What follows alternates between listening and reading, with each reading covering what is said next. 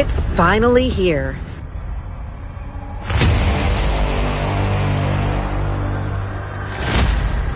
New voices, new faces.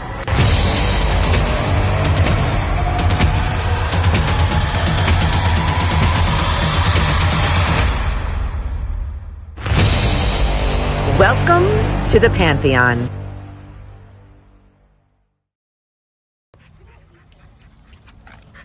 Oh, nice.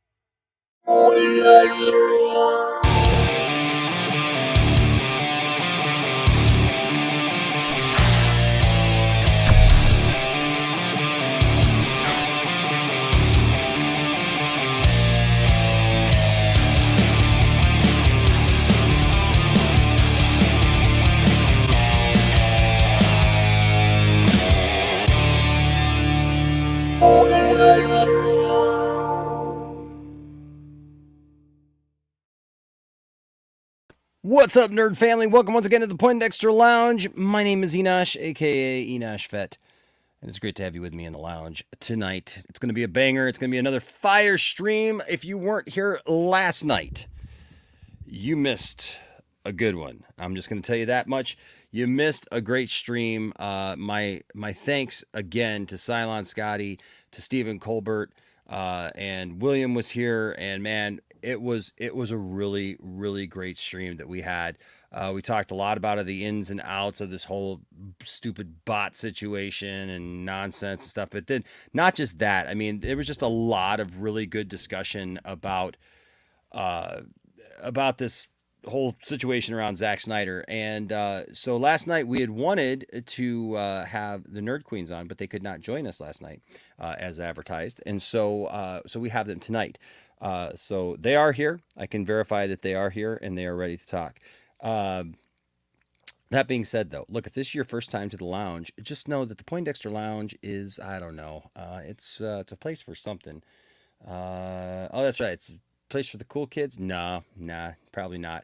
It's a place for nerds. It's a place where you and me and all of us can get together and talk about the things that we love, things like TV shows, movies, games, sci-fi, fantasy, comic books, superheroes, toys, and so much more. And if those things get you excited, then guess what? You found the right place. You really did. You found the right people, because that's the type of people we are. So you found a home. You found your tribe. So please hit that subscribe button as well as that notification bell and join this growing group of nerds and fellow I don't know, geeks, dweebs, nerds, whatever. Like, because that's what we are. We love that stuff around here. So do that. Also, our special thanks, as always. I'm always blown away and overcome with emotion. No, you can't tell by what I just said there, but I am overcome with emotion when I'm reminded of all of you who support the channel in various ways, whether it be through the Patreon, through membership, or just supporting the channel with super chats or whatever. I do have another member to add to this list that I just have not had a chance to as of yet, and I believe that was Daniel. Was it? Yeah, I believe it was Daniel. Let me see here. I can tell you in just a second.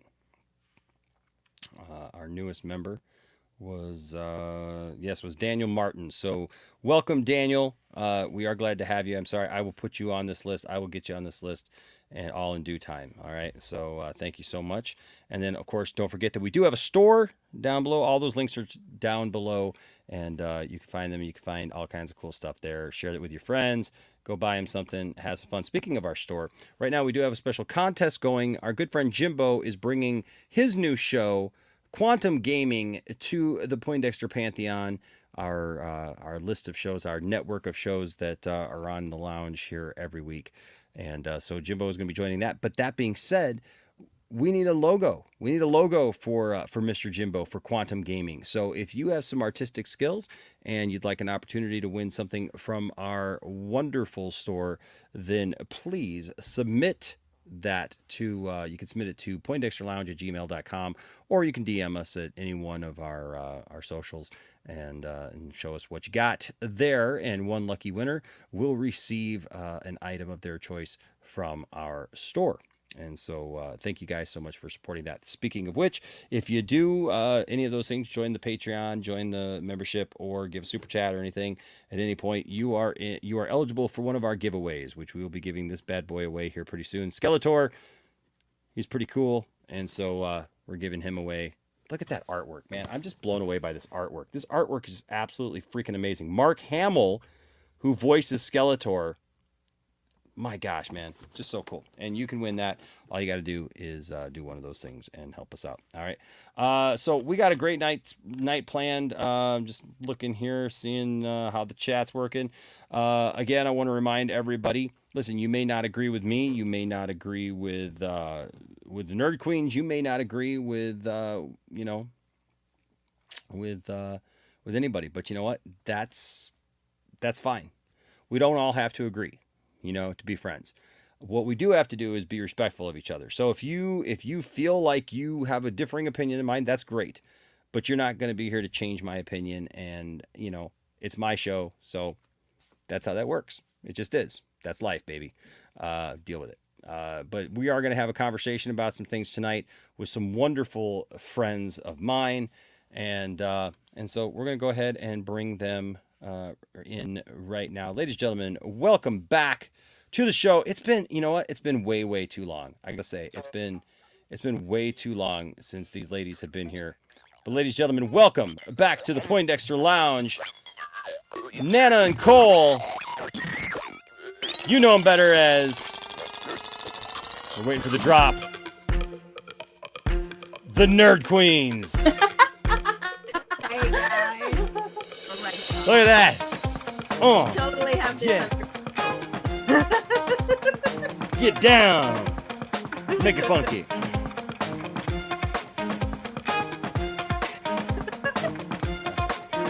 right, we'll turn that down. I'm calling Hello, you. ladies. If come get your man. Right? Yeah, text my wife. Yes. We are Hey. we usually have our shit more together than this, but this is what happens when you're at convention and you're trying to stream.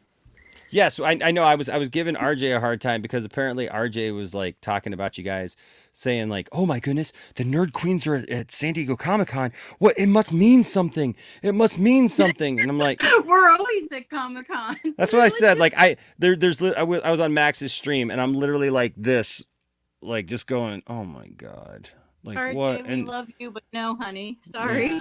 they Did did you they go they to did a close up of my face and I'm just like, the Nerd Queens are known for being at San Diego Comic Con. It's their thing. And he's like, "Well, I didn't know." I'm like, exactly. Maybe you should do more research. I mean, like, it would only be a big deal if we didn't go. Right. Right? That's what I'm saying. That's what Hi, I'm saying. Brian. We're good. Well, sort of good. We're alive, Alive. which is Hey, alive is good. Alive is good. Saggy's here saying Yeah. hi. You Hey, guys getting a lot of love. Saggy! Getting a lot of love. Peter Rabbit's Defender here showing Oh, some look at that. love. Look at there. Heck We yeah. have not been online for a while, so I know. Not You guys. from my, not from Not you even your guys own. battering her. Not even your own show. Not even your own show.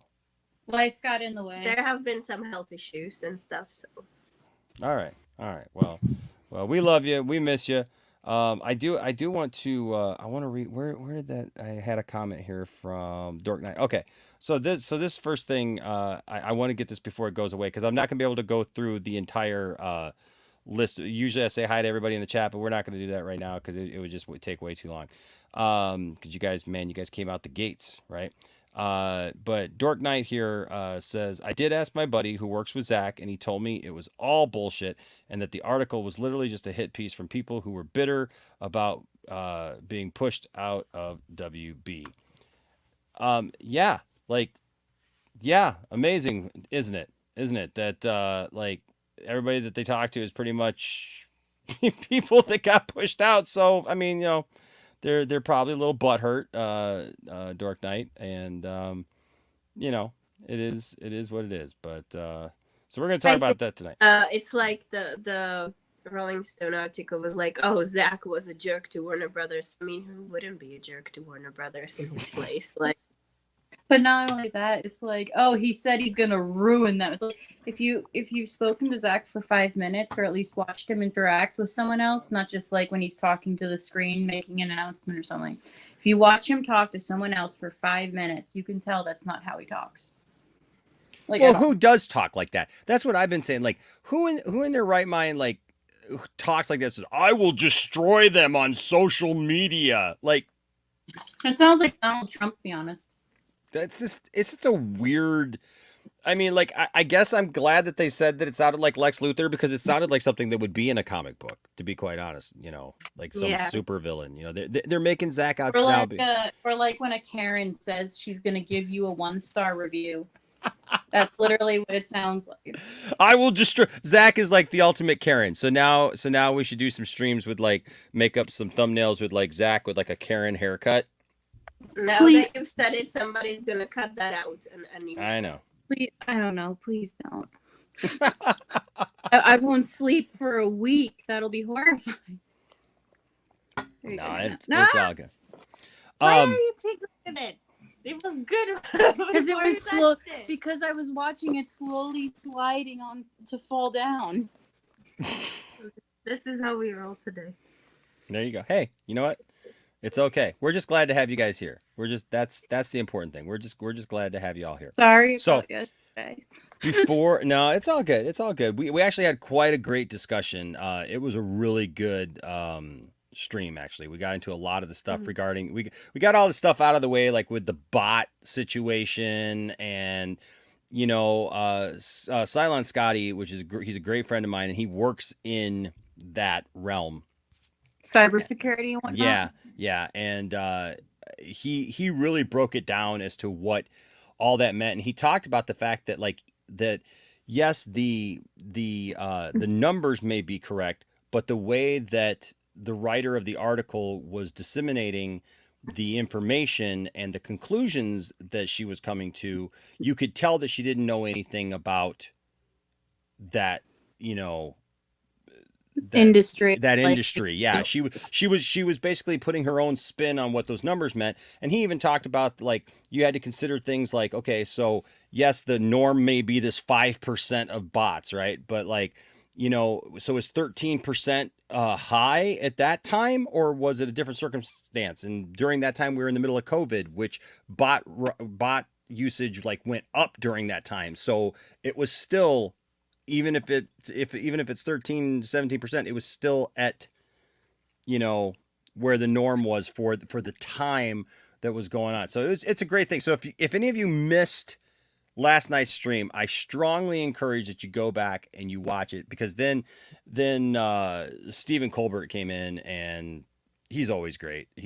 I could just listen to him talk for hours, and so they did a great job.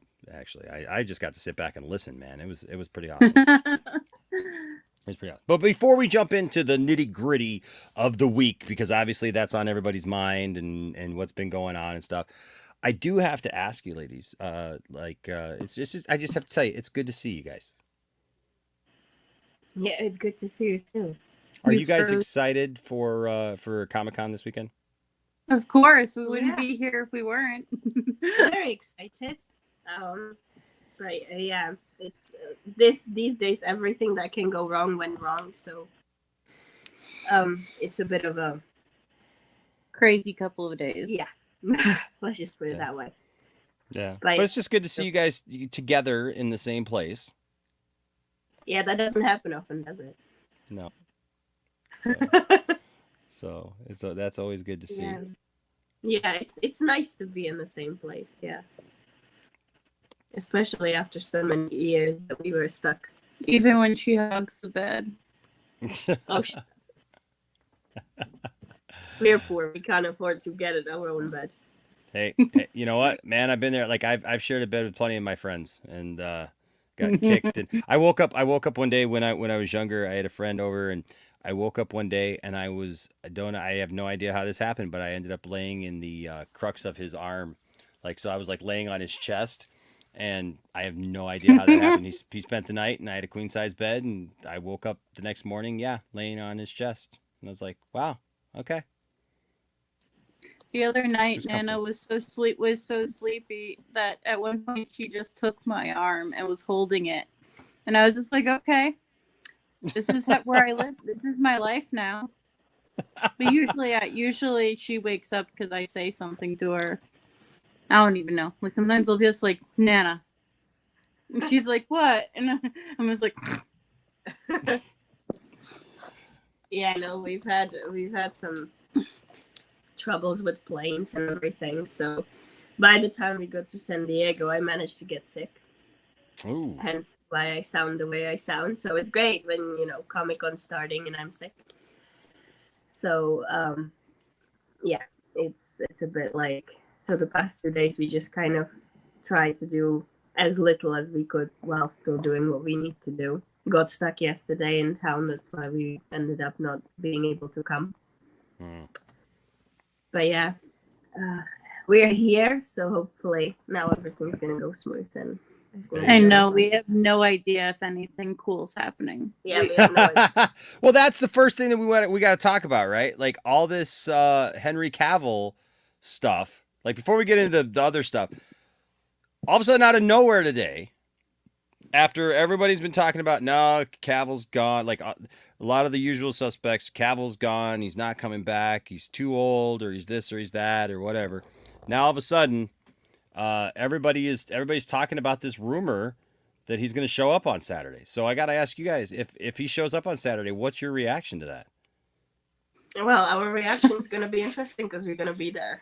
Right. We're definitely, because we camp out for Hall H on Saturday. It's our big day. But probably screaming. Yeah, probably screaming. Probably slide to the floor like a gelatinous life form that can't handle anything. I mean, I was already struggling to deal with the fact that I'll be in the same breathing space as The Rock. But add Henry Cavill. Nope. Goodbye. Good night. But you've done it before. Cole.exe has left the building. Okay. All right then. At least it's not as funny as our roommate and our friend Kristen. When she first realized she was in the same room as Johnny Depp a few years ago, she almost had a stroke with excitement. She's like, "Is Really? that Johnny Depp?" She realized it about 2-day delay as well. Like, Yeah, like she was so excited, and then she's like, "Wait, that happened 2 days ago," because she didn't recognize him. He was dressed as Grindelwald, and he was part of the Fantastic Beasts presentation. Okay. yeah, that was an interesting time. We had interesting times with Andy Serkis when he was in when he came to greet people in line. We have this friend who often meets a lot of celebrities. So when Andy Serkis came into the Hall H line a few years ago, we were like waking her up. We were shaking her up. We said, Andy Serkis is in the line. She goes, "Oh, I already met him." So he passed by and everything. And in the morning, we were like, so Andy Serkis was here. And she goes, "Andy Serkis was here?" I said, "Yeah, you say you met him." "I have not met him." Oh, jeez. But she's the kind of person who went to the bathroom one day and she's texting us selfies with Jon Snow and half of Game of Thrones cast. So it's like she walks to the grocery store and meets like 7 award winners of some kind. It's like this girl's a magnet to it. But as far as the panels go for Hall H with Henry, can't tell it. We're excited either way. So if it happens, it'll be extra exciting. I've been hearing a lot of people on Twitter and even in the chat are saying that apparently he's in the UK shooting The Witcher. So if he shows up, it would probably be virtual, which is still cool. Well, they can fly people in, though. You know what I mean? Like, it's Andy been known that Serkis did a red eye across the country when he was doing Black Panther promo. So it's like, if they want it, they'll do it. But we'll see. So I'm gonna type something. Can you guys see the private chat? Or because you guys are on an Yes. iPad, right? Okay. Yeah, I can see it. Okay, you can see it though. Okay, I'm gonna type something that I was told I cannot share, but I'm gonna tell you guys something that I was told, and I just want to get your opinion about it because it's interesting with this new thing about Henry Cavill that like he may come out on stage, look, and I'm hoping I get a lot of people, and it'll probably be something to do with Black Adam, right? I mean, like I would love to hope for something more, but Yeah. I'll take it. so, but okay, so I'm typing it, so it's gonna take me just a minute, but I'm interested. We're passing notes in class. Got it. Yes. So I'm just interested to hear your, like, you can't say what I wrote, but I'm interested to hear your initial opinion about this.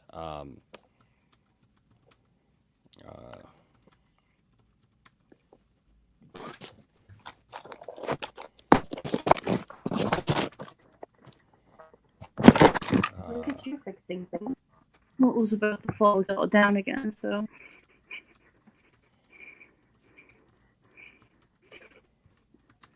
All right. I know this is riveting for everybody watching at home, but waiting for me to type this out. But it's something. Yes, I know. Okay. Right.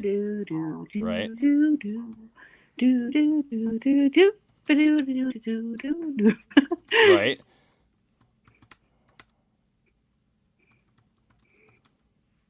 Well, in the meantime, she's doing that. Okay, so there you go. Comic-Con bags. Okay. Oh, that's cool. Ha ha ha ha ha ha. That would be amazing. Right? That sounds awesome. like a behind like a life-size thing. Like a 12-foot thing. Oh. Like, why would they do that, right? Yeah. Yo, oh. That's what I said. So, like, I messaged the person that this concerns, and I was like, "Yo, what are you doing next weekend? Anything you want to share? Yeah, what are you doing next weekend?" And they're like, "No, I'm not anywhere near that place, whatever." And I'm just like, Okay. Well, yeah, we reached out to the person it concerns, asking if they wanted to meet up for dinner or something, and he was like, "I'm busy." So Yeah. So unless he's trying to make sure even their friends are surprised, then yeah. So I I swear don't to know. God, if your friend who told you that is lying, I want names so I can come have a talk, because Well, that would be amazing. my friend Talk. was told that, and they told me I don't think that they would have a problem with me sharing it with you because I'm not sharing it with everybody. But they shared it with me because they're like, we know, Enosh, that you won't blab it out or do a show about it or whatever, because like, well, too, like I don't like to put out stuff that I don't know for sure anyways, because that always comes back to bite you. Everybody knows that I'm not into Because we scoopers. ain't scooping. No, no, this ain't the scoop mobile The over scooper here. land. No, we ain't doing that. But yeah, if that happens, like my question is if that is real, what, like, why would that be there? You know what I mean? Like, what good reason would Yeah. that be there? That's it. I also would hope that if it is there, you can get pictures in front of it. Because, like, I know Heck yeah. I'm really short, but I would really love to see how short I am next to something like that. Right. But look, a lot of us have been holding out hope for Henry Cavill, to return. I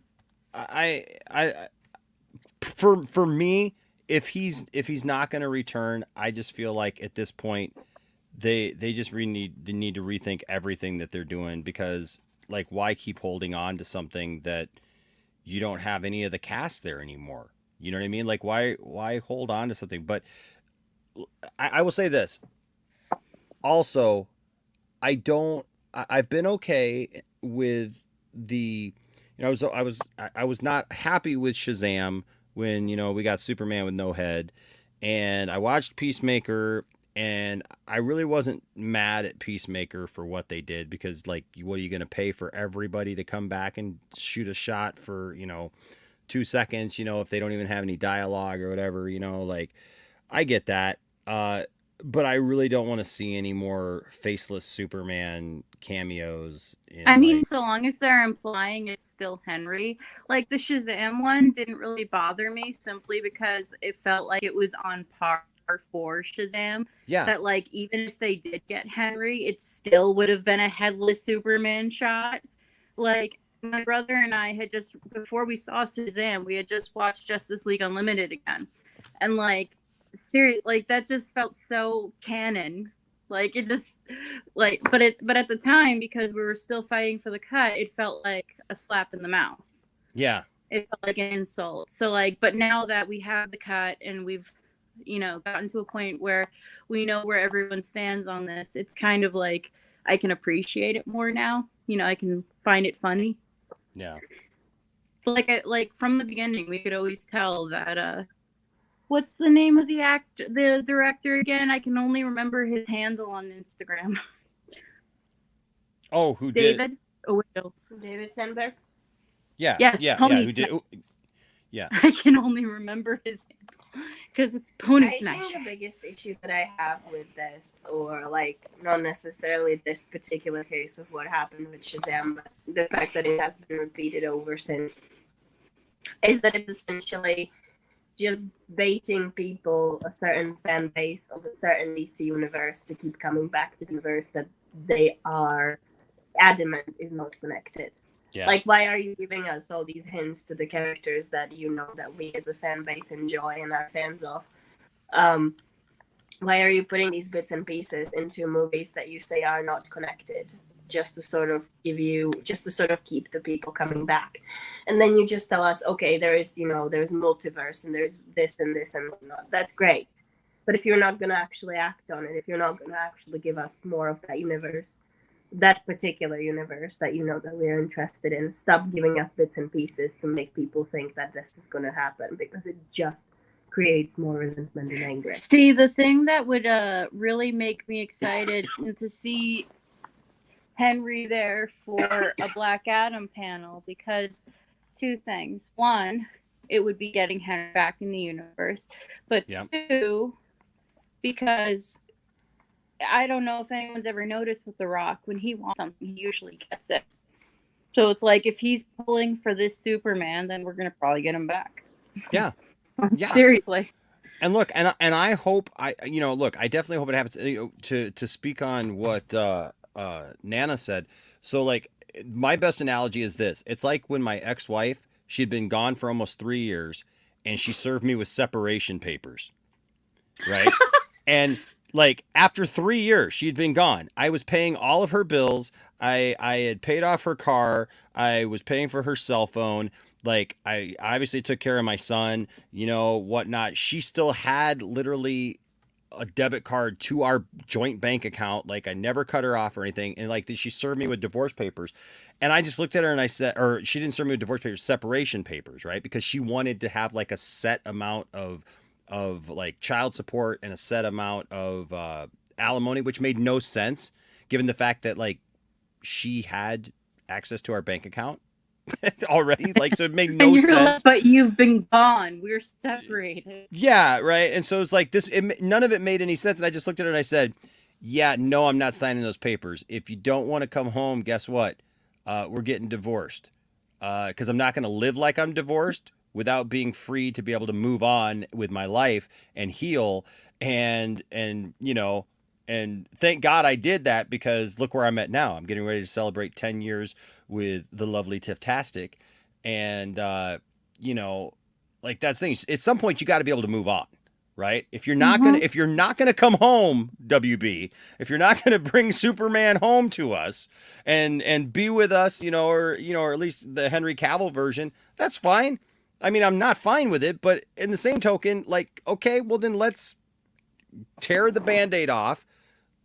Let's admit it, what's funny is all these years, you guys, that everything's been rumored that Henry Cavill wasn't coming back, or like, it would be rumored, he's gone, he's finally gone, blah, blah, blah. Warner Brothers hasn't said a word this entire time. No reports, no actual thing, not even about Ben Affleck. The closest thing that we got to Affleck was him going on Jimmy Kimmel and saying, "I'm not Batman." And then he was back. So God only knows, man. I don't know. I just know that these rumors actually made me happy today, because it was Deadline. It was Deadline. It wasn't Giant Freaking Robot or We Got This Covered.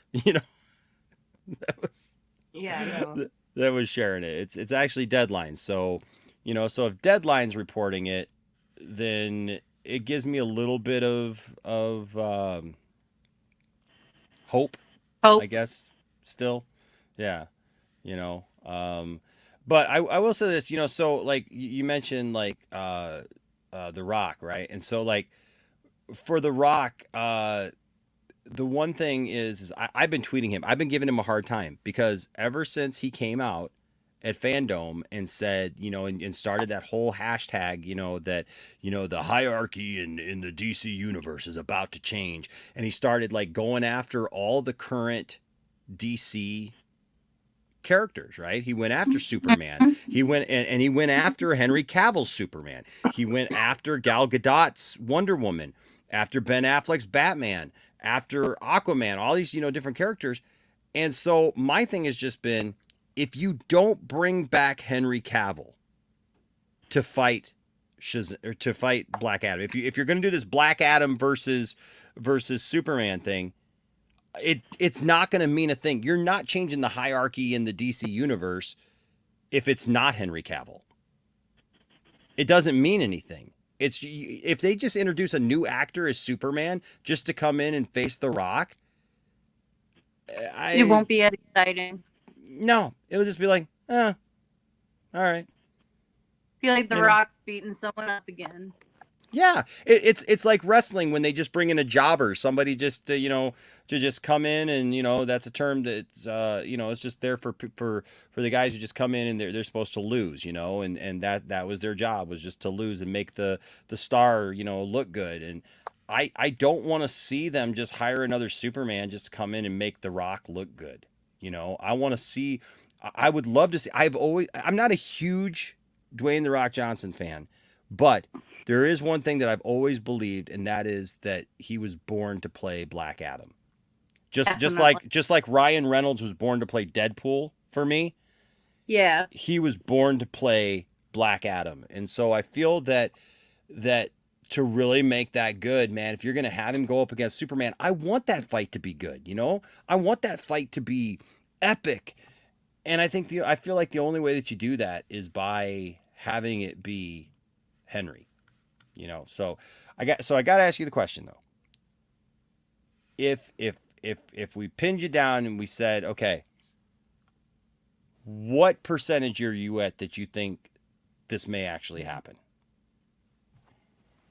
Can't really say because, honestly, I can't see any reason why it wouldn't, other than maybe the merger is keeping it from happening. But honestly, we're at the point where everything's in transition with DC, and this would be the perfect point for them to bring everything back on track. Yeah. So I'd say 50-50 for me. 50-50 for you, yeah. But maybe that's also because I'm sort of skeptical in a lot of things. Like, there's the 50 part of me that wants it to happen, and then there's the other 50 that's like, when have Warner Brothers ever done anything that I want them to do? So yeah, it's right. the last thing they did right was letting Zack have Man of Steel. That was my hope is because, you know, with Zaslav coming in, I feel like this is really a chance for Zaslav to show us something new and different outside of what we've seen with the old regime at Warner Brothers. You know, show us that you're serious. Like Discovery. Fair enough. But the thing is like, how do you start off with the Rolling Stone hit piece? But, you know, in their defense, like, that wasn't him. That's not, like, when they questioned, you know, Warner Brothers Discovery about this, they declined comment. So you basically saying that was the old, you know, group of people, you know, who were on their way out. This, you know, that's not them. You know, it's a different company. You know, like, even though it was Warner Brothers, you know, they're a different company now and they represent something different. And so, like, I can appreciate that. I mean, it sucks for them for an article like that to come out, but all the people that were talking were all people who are gone now, pretty much. I mean, you know, only maybe a couple that are still there, but it even came out in I guess a podcast where the lady who wrote the article, you know, she talked about, I guess, that the people that she talked to who had these negative things to say, and we'll get into that in a second, but these negative things to say about Zack, or these negative things to say about, you know, that as a whole, were all former, you know, Warner Brothers employees or people, you know, who are no longer there. So, you know, and some of it was just like so obviously untrue. It was like they didn't even try hard at all. And the whole thing was like how they're like, oh, and our proof that you guys are, that the fans aren't real and that they're bots, is because they would stop trending at a certain point. And it's like, yo, that's what happens when human beings are doing the trending for you. Like, seriously, we, like, with every trending event that ever happened in this fandom, it was ever like, everyone tried to stay on it for more than a day. Everyone tried to keep it going. Sometimes we did. But at one point or another, a certain time zone hits a certain time zone, everyone starts tapering off, because guess what? We're not bots. That's what happens with humans. Well, we talked about this last night a little bit too on the show, is that, you know, because Steven brought it up, said, you know, like, that actually shows that it's consistent with what everybody did, because we had these events. Mm-hmm. We had these events where everybody was told, hey, at 2:14, right? 2:14 p.m. or a.m. your time, you know, tweet this, right? Tweet that, right? And so, yeah, you would get these big influxes of people tweeting all these things, and then it would taper off. But then the next hour, it would, like, you'd get, you know, this, you know, big thing. And then depending on what time zone you're in, right? Like, it's it's going to be more, it's going to be less, it's going to be those things. And that's the way that this thing has been handled since the beginning. So it's not literally, like, it's like people can't fathom that there are people who are so passionate about something that they would fight for it. Yeah. Yeah. I guess we can kind of like transition into that then a little bit. Like I said, with Henry Cavill, I guess for me it's about 50-50 too. Like I'm cautiously optimistic because I believe that it can happen. I've never been one of these minds of, like I think that he's too old for the part now, or that, they just want to move on, or that like, Cavill wants to move on or whatever. Like I feel from everything that I've seen, Henry Cavill still wants to be Superman. And I think Henry Cavill looks amazing still. And He doesn't look like he ages at all. no, and he's younger than what's his name was when he started playing Tony Stark. So Robert Downey. yeah, Robert Downey Jr. So like he's still got some good years left in him if you use him right, So I don't know, but so yeah, so there's that. But yeah, okay. So this whole situation, obviously, the Rolling Stone article painting fans in this negative light or whatever, and I mean you guys have been around this fandom a little bit, right? Just a Yeah, tiny bit. a little.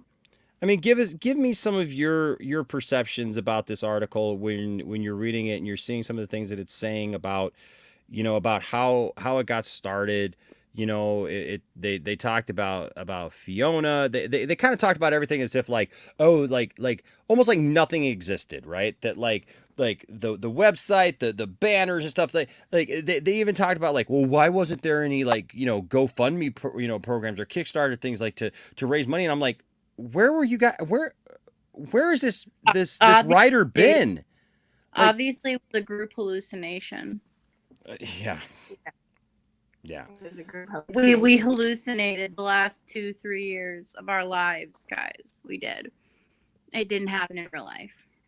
So give me right. So give me your honest opinion as you're reading that, having experienced this. You guys have been, on the ground floor of this. You guys were there. You guys, like even though some people have gone their separate ways now, right? And there's been disagreements and fandom split and disagreements. We'll just leave it at that.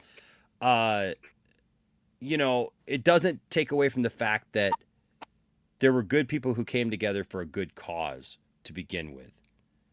And Yeah.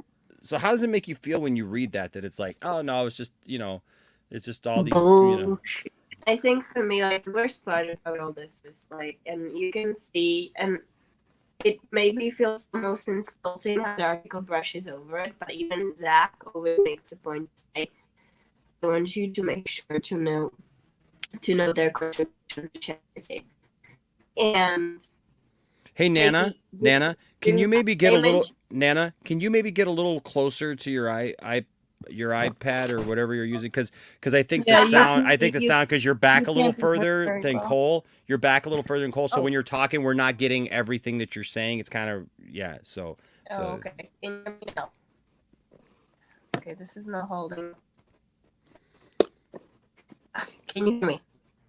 Yeah, we can hear you. Yeah. Okay. So what I was gonna say, pisses me off how they always brush over the fact that we've done so much for charity. It's just, the fact that it's like, oh, there was no GoFundMe or stuff like that. There was plenty of GoFundMes. If you look, you can find them, first of all. And second of all, it's always just, even the article itself is like, well, where did the $50,000 for billboards came from just out of nowhere? Well, people actually gave the money for it. Like, the fact that it just sort of dismisses any efforts that we did as a group of people, completely brushes over the fact that we've done so much for charity as well. It just goes to show that there was no real research done as far as the fandom went. It was just basically, hey, look how many bots there are, and that's it. We're just gonna claim that that's it. Not any even that. The only research that chick seemed to have done was on rumors and substance that people came up with, like in order to make the fandom look bad, like saying, "Oh, they're toxic." Like that is literally the easiest thing for anyone to say about anyone. It's like, "Oh, they're toxic." Like, no, that's literally a throwaway answer. Yeah. And like you could just tell from that article alone, that woman spent maybe 2 seconds on Twitter, didn't look into anything. Somehow she managed to figure out what Fiona's name was, but then in the middle of the sentence talking about Fiona says perpetuates or perpetuate. I don't know how to pronounce it quite well, but basically insinuates that she's some sort of avatar or something. Yeah. Yeah. Like we've seen Fiona and we fandom, like what the heck, you know? Yeah, like we've spoke. I even posted an old clip that Fiona sent me years ago of her wishing Nana happy birthday. Like this girl that is alive is a living being. When she's been on the screen, it's been her. And they're like, oh, but in order to get Fiona's name, they would have had to look at the website that she made, which has a timeline of everything we've done, including like a lot of the stuff that was fundraised for. But this woman just completely ignored everything. And she's like, oh, I don't think people were actually donating to a GoFundMe. And oh, the funds that were raised for suicide prevention, that's like whatever. Yeah. Whatever. Well, Fiona literally showed up at DC Fandom. Yeah. And it's like, oh, we don't know who that is. And So- it's like all this lady had to do was pick anyone online. Anyone on Twitter, honestly. She could have reached out to anyone and gotten some sort of answer, but you could tell that she didn't do any research. She didn't speak. She literally must have received talking points from someone with a grudge and ran with them. Because like it felt like she was checking off a to-do list while writing that article. Okay, mention they're toxic. Mention it tapers off. Mention that Zack said this, yada yada. Like it just started to feel like she was literally checking boxes on a rubric saying, okay, this is my essay on why I don't like this fandom and what have you. Yeah. And everybody's taking it as gospel. That's what I don't understand, Cole. Like, you know, like, look, if you don't like Zack Snyder, that's fine. If you don't like a movie, that's fine. My thing has been this. Like, are there possibilities that people have done some underhanded stuff? Yeah, there's always possibilities like that. Are there toxic people in every fandom? Absolutely. I've encountered people in this fandom that I would consider toxic and in it for the wrong reasons, right? I know that you guys have encountered plenty of Figured people, it out. right? Plenty of Give it people. 5 seconds before it falls. Right. Plenty of people who have treated you guys horribly.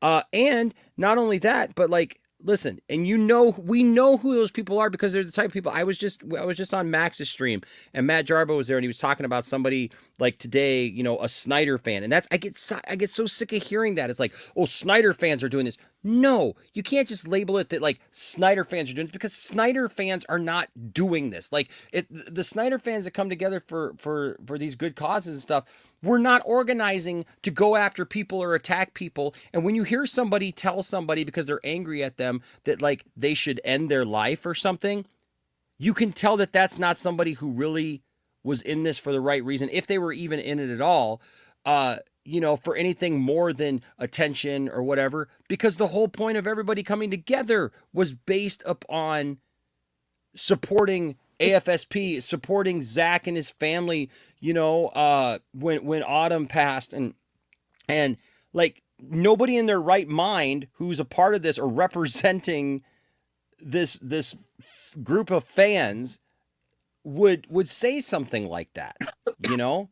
So that's what frustrates me so much is just to see like this article just kind of like lump everybody together. Like you said, ignore everything everybody did, really not spend any amount of time to dig in and see like, okay, what was done? How was money raised? Like you said, you guys raised so much money for the things like the banners and the various promotional things that you guys did.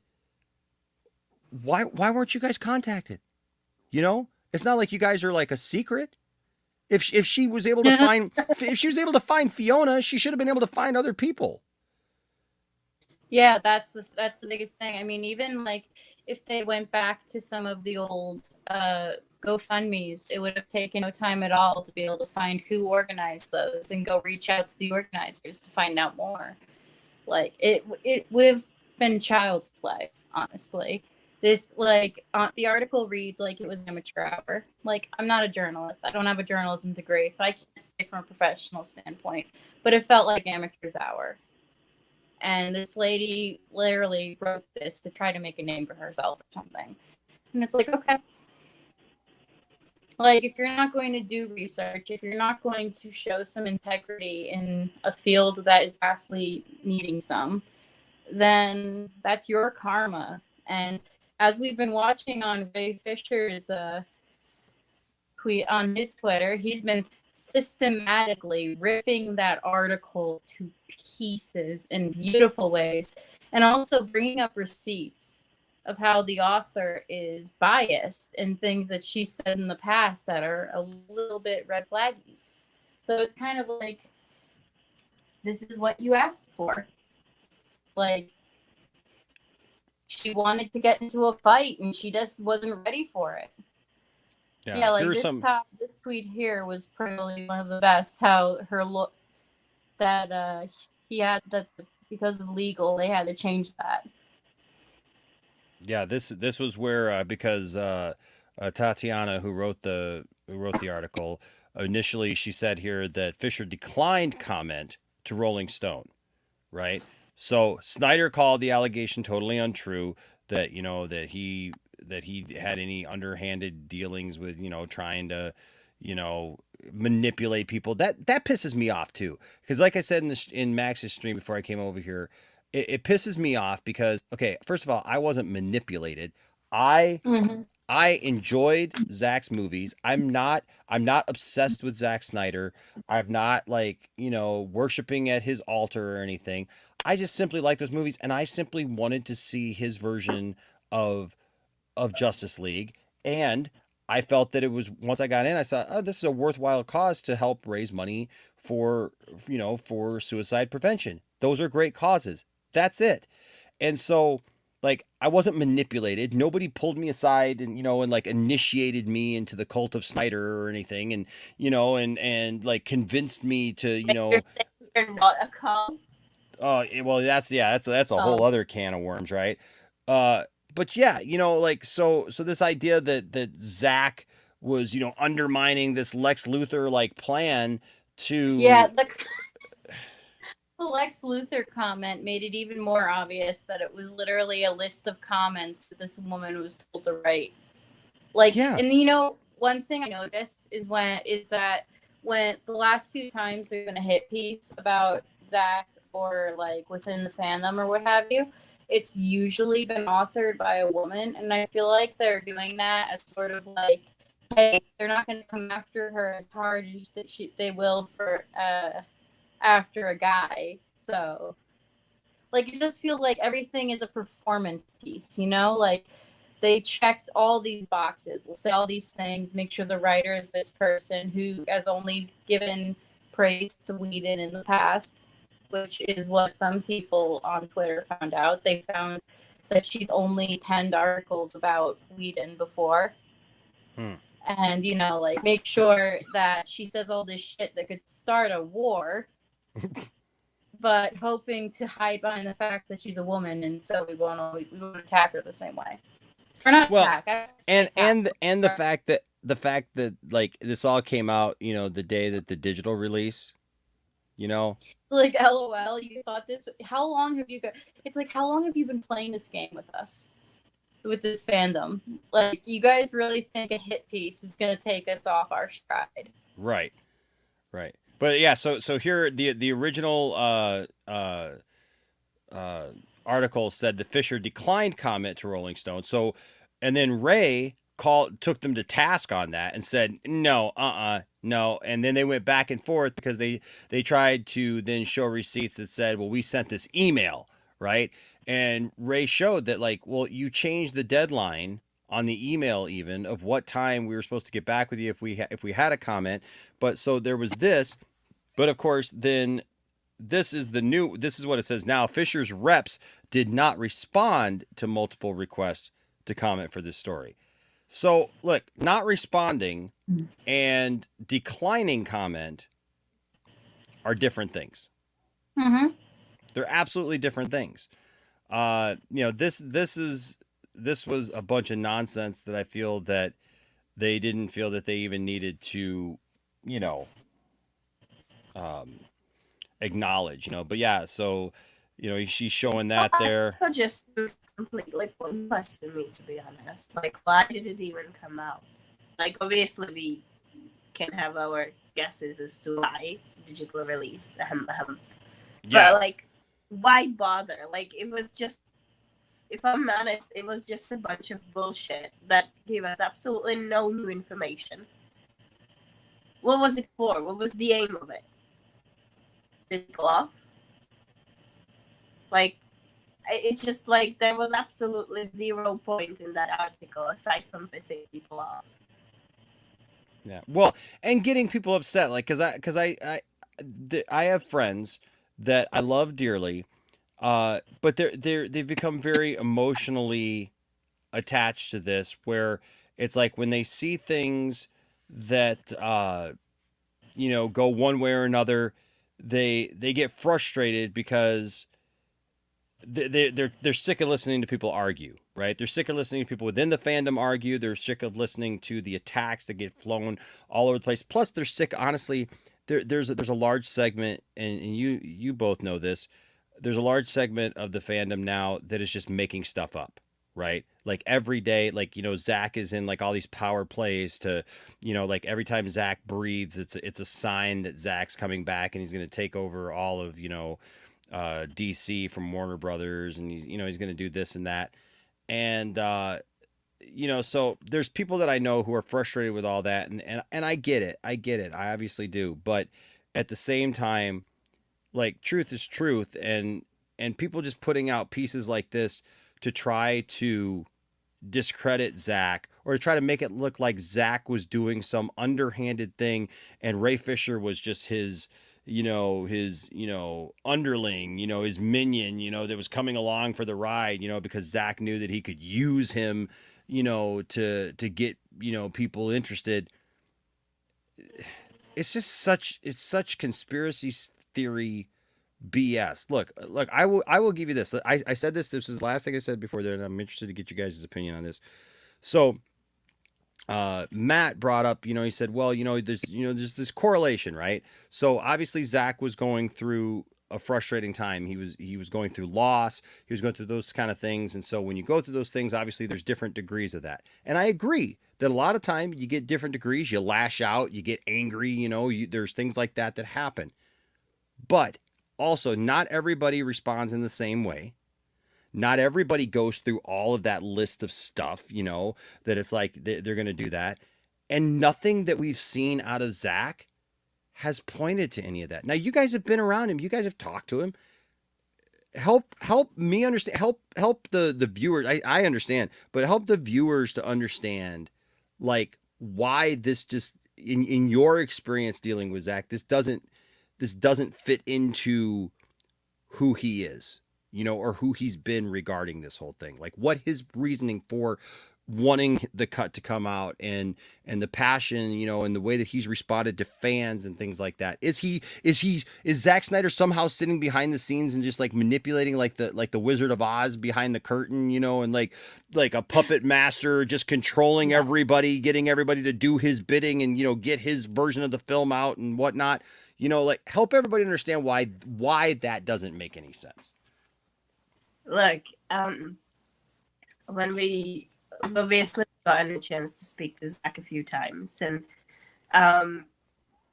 shortly after the movie came out, and I believe he said this publicly as well, but he told us in private as well at the time, he didn't necessarily believe the movie would ever come out, and it was not end goal either. Like, to him, what was the most remarkable thing at the time and why he wanted the movie to come out was what we've done in regards to suicide prevention. That was the major thing to him. That's where he sort of when all of this started back in 2017, when all of these events that we started doing, when they all began, and there were, let's give half to charity, or let's donate to charity where we would have paid for the Justice League DVD, etc., etc. When this started growing, and it started growing not just as a fandom who wants a movie, but as a fandom who does something good, that's when it, like, that's what kept him going for it as well. It wasn't like, oh yeah, I want to be spiteful and I just want to get Warner Brothers to release this movie. No. To him, obviously there is a massive satisfaction for him and Deb and the whole family that the movie has come out. There are things, that, obviously there's so much behind it, and that just goes to, it's an important movie to him, I would say. But it was what was done in regards to the charity that really mattered, or seemed to matter to him the most, from what I have experienced speaking to him. And I don't think the person who is as malicious as that Rolling Stone article puts it would be thinking that way. That's what I can say. And it only takes a brief interaction with Zack, whether it just be watching him interact with someone in an interview or watching him talk to anyone for 5 seconds. Even his banter with Henry during the announcement, it's like, it just takes such little amount of time to really be able to get the measure of him. Because because the thing about him is that he's endlessly kind. He's phenomenally kind, and he's open and honest. He is not someone who's hiding any sort of secret agenda, and that's something you get from just taking him at face value. He's one of those people that you literally can, like, you don't have to start looking for any ulterior motives or anything. Like, he's the furthest thing from a Lex Luthor that could possibly.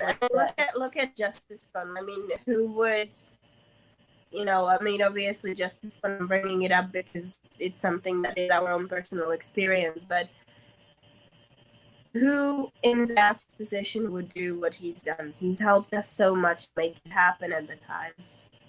Him and them both.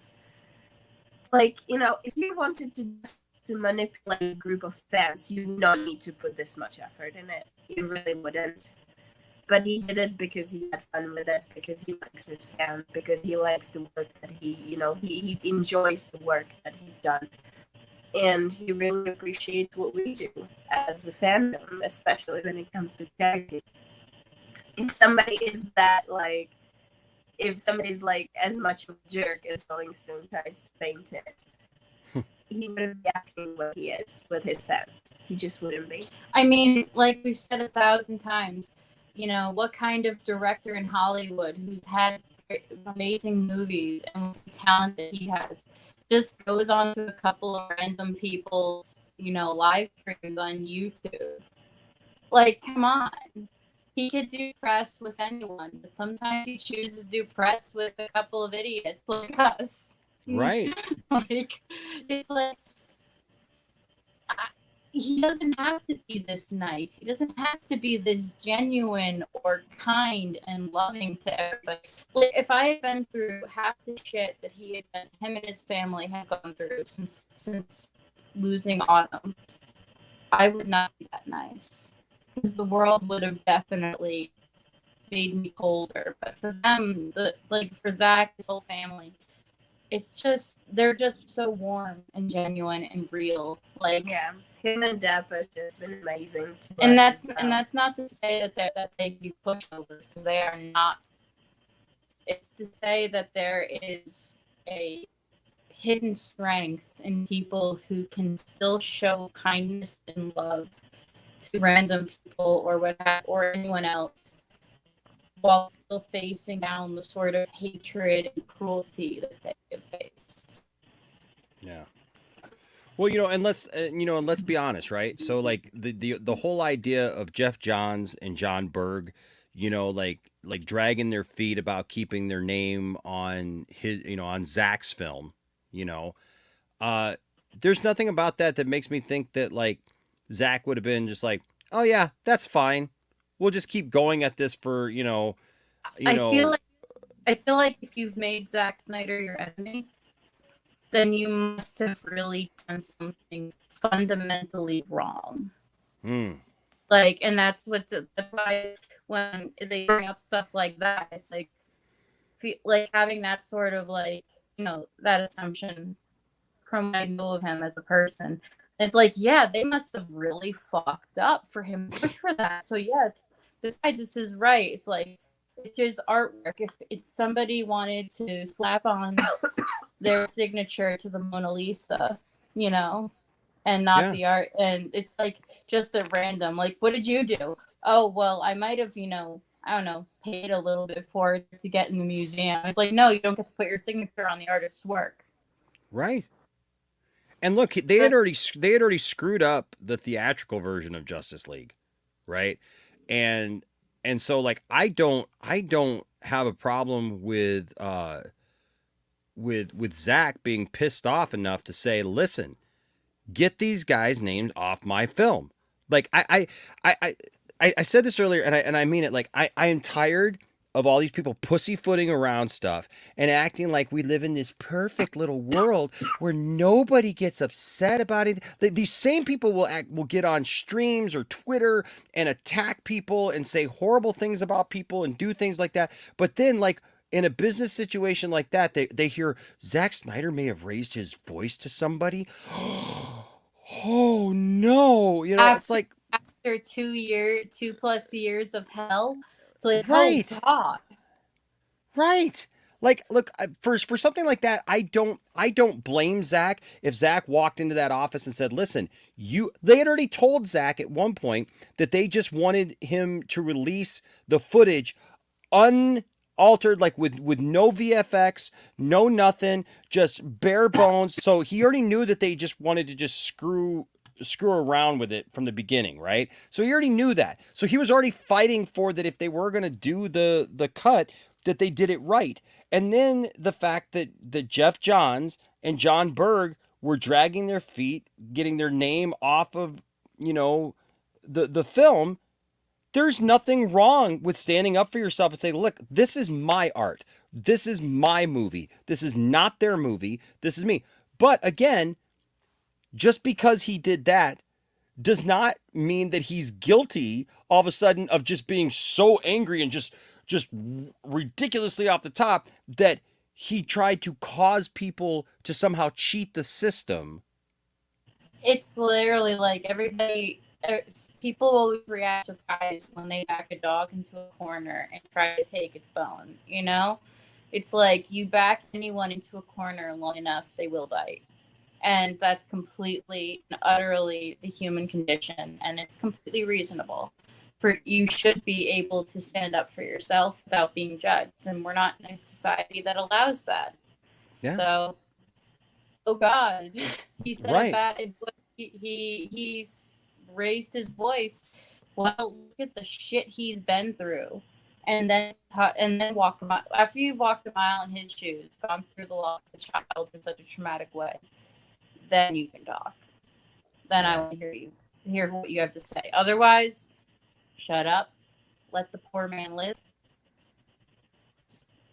Just because your fans aren't passionate about you, about the shit you do, as we are about Zack's work, then that's a you problem. That's not a him problem. No. I do want to bring this up here because William had a $5 super chat. It says, Dr. Funkenstein and my favorite Czechoslovakian in the whole wild world. You know what? This brings me to a really funny story. So, perks of being born in a country that no longer exists. I was filling out my visa for Canada because when I was flying to the US, I had a transfer in Canada. And you need to file out this authorization for to be able to actually enter Canada and then obviously then go on to enter the US. And I started filing it out. And usually when they ask me what my nationality is or where I was born, the only option I have is the Czech Republic. for the first time in my life, I got an option the Czech Republic or Czechoslovakia. Now, this ended up with me texting my mom. I'm like, what's on my birth certificate? Was I born in the Czech Republic or in Czechoslovakia? Because time-wise, I was born in Czechoslovakia, but I don't know what my birth certificate says. And I was like, if I have it incorrectly, they can turn me around on the border. Yeah. So it ended up being a 2-hour research. So I have to put in whether I am from Czech Republic or Czechoslovakia. All I found out was that my birth certificate is missing. And that Czech Republic works just fine. So I need to find my birth certificate, long story short. But yeah, perks of being born in a country that no longer exists. Wow. That's not what Josh expected to get. No. It's one of those things that you just never expect to get when they come on live stream, but Hey, that's fine. That yeah, I mean it's an interesting look, that's a unique situation to be in, right? For sure. This lost it to Bostek here makes a really good point. Back when Zack Snyder's Justice League was released, Zack did an interview where he had the opportunity to talk negatively about Berg and Johns, but he didn't. Instead, he tried to understand where they were coming from. Look, that's the thing. Like, we haven't seen Zack lash out at people. You know, he hasn't, you know, made outlandish claims about people or whatever. He's talked about his circumstances, his situation, his movie. You know, even when asked about, you know, Justice League, you know, he's like, look, I haven't seen it. You know, like, I'm not putting myself through that. You know, it's very understandable.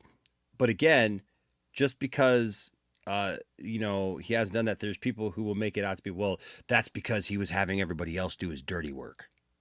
Right? Yeah, the thing is it's because we're so used to being in an outraged culture where people put every single bad thought online or something, and someone who doesn't, who like might be angry at someone for something, you know?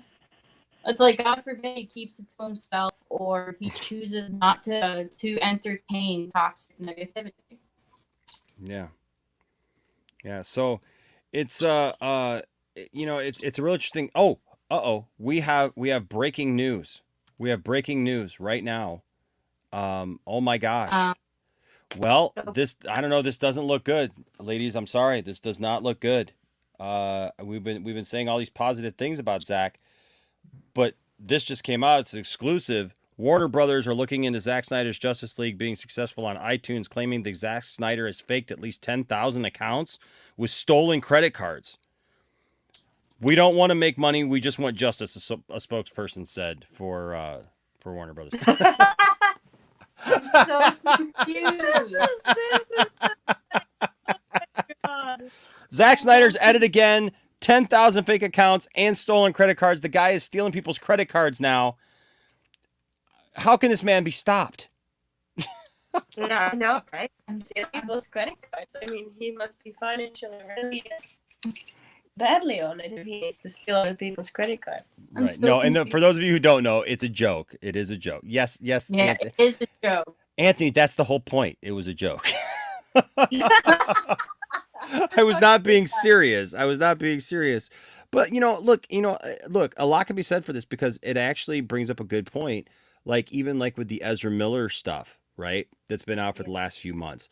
There is something weird surrounding Zack and, people that he hired, whether it be Ray Fisher, Ezra Miller, even Ben Affleck has had his issues, from the press. Like there's been every once in a while you see some like weird things about Henry Cavill. Like people have tried to paint him to be this really like mean person or mean spirited person. And it's like in every video you see of Henry out in the public, like he's interacting with people and he's smiling and he's interacting with fans and he's going out of his way and stuff. And I don't know what it is regarding like this cast or this. And I even said it earlier, like everybody who works with Zack has nothing but the highest of praise for Zack on how he treats people, how he treats his cast, how he treats all those around who are involved in the production and everything. Just last week, we saw, Zack welcomed out, Ohio Dave and Abdul and EPZ squad. yeah, the TPZ squad, and like had them all out there and stuff, and everything that we see is absolutely to the contrary of what certain people try to make Zack out to be. And who is it always that it seems to be? It seems to be either Warner Brothers executives who come across as butthurt that they couldn't control the situation, whatever happened, that like they're mad. It seems like they're mad that the Snyder Cut movement was a thing to begin with, and the fact that it became so prevalent in culture, that it's like now we've got to say, now these people have already been outed, they're gone, but they still have to try to like throw in that last little dig to say, well, it wasn't even real to begin with, right? They denied the cut even existed. They denied everything. They came out, Ann Sarnoff came out with the article, that talked about how, like these fans, these are all toxic fans. There's stuff. So what are we? Are we bots? Are we toxic fans? Are we just idiots? Are what is it? But it seems like they can't change the narrative.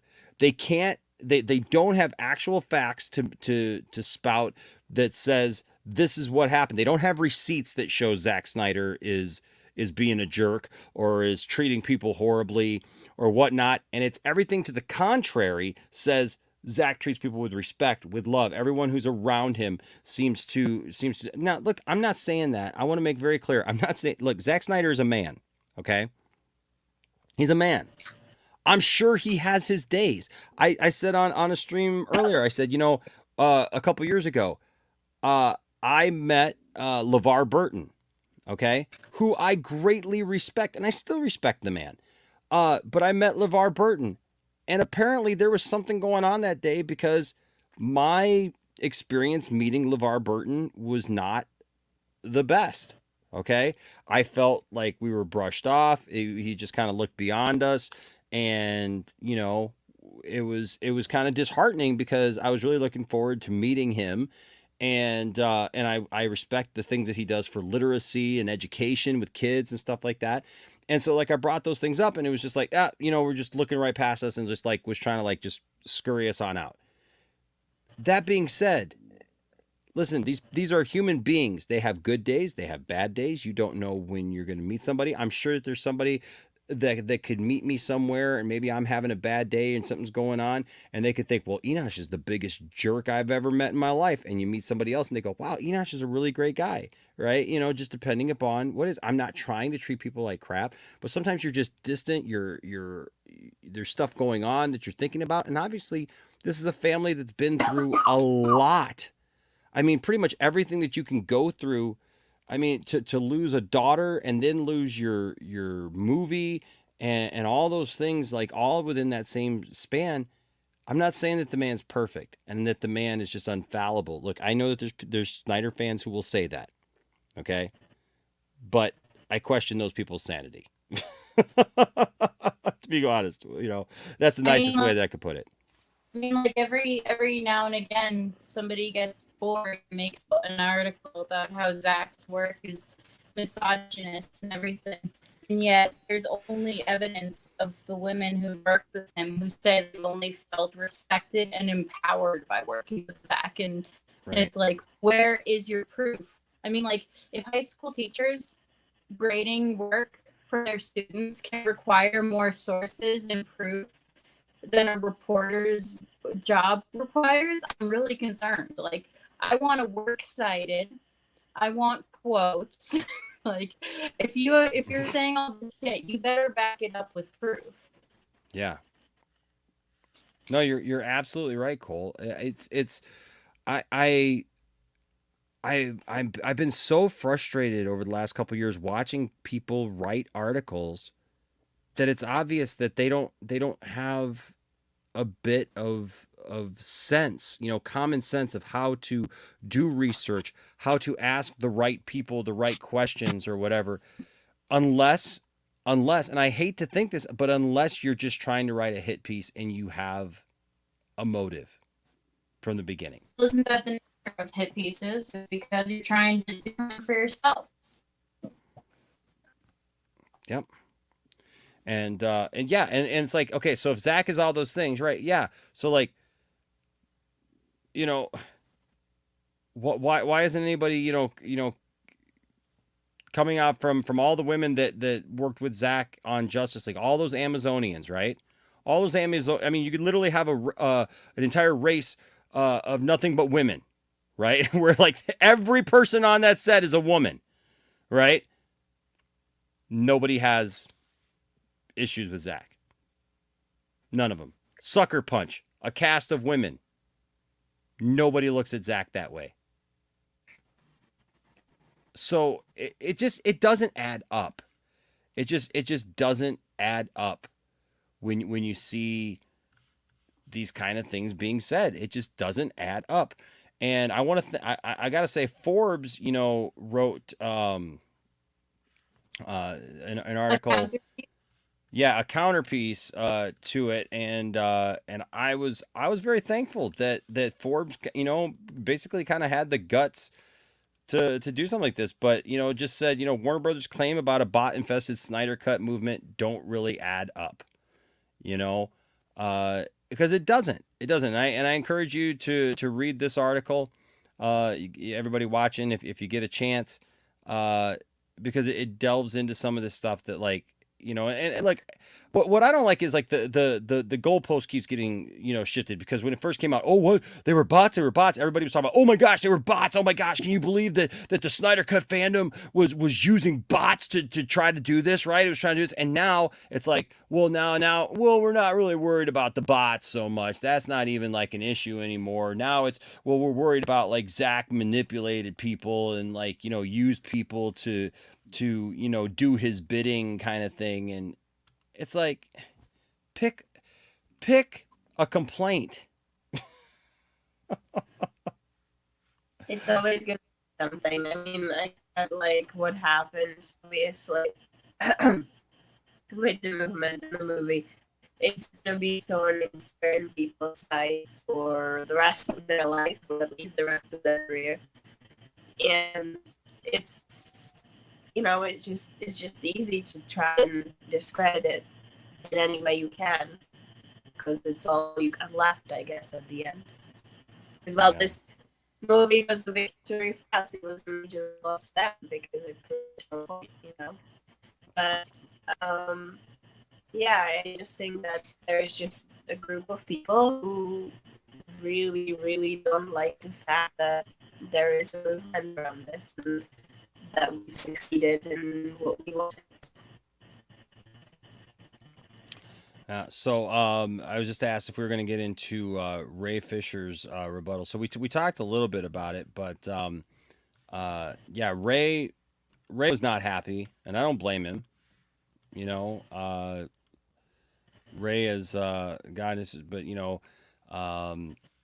here Ray said exclusive. Waning reporter Tatiana Siegel fails to overshadow digital release of Zack Snyder's Justice League with contrived hit piece. Warner Brothers mourns. Sources say reporter still butthurt after being called out on lies in 2021, and this was from back then. Honestly, these people should be terrified when Ray goes to make a tweet thread. Because whenever he makes a thread, he's coming with receipts. He's coming for your ankles, coming for everything. Like, you are dead. You're dead the moment he comes with a thread. Because, like, he came in with that, and I didn't even really put that together. How do you remember that kind of thing so easily? That lady had written the other article about Kiersey. It's like, that's the quality. That was a quality takedown. And it frustrates me, guys. It really frustrates me when I see people like, they're just like, oh, well, acting like that Ray is doing something underhanded and Zach is doing something underhanded just because this article says it, and well, it makes sense to me, so it means that this happened. No, it doesn't. First of all, it doesn't.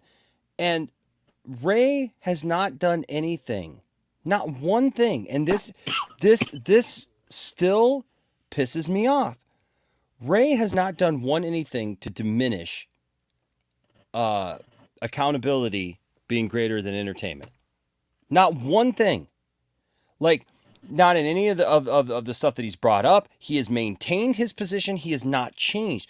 We literally have people out here bouncing all over the place from idea to idea, literally trying to come up with, first it's bots, then it's well, Zack Snyder was responsible for it. Then I see people going on, well, Zack Snyder's fans did this, right? They used bots. Listen, I'm sure there's some fans out there of Zack Snyder that have done some horrible things, and I get it. Some Zack Snyder fans have done horrible things to my friends.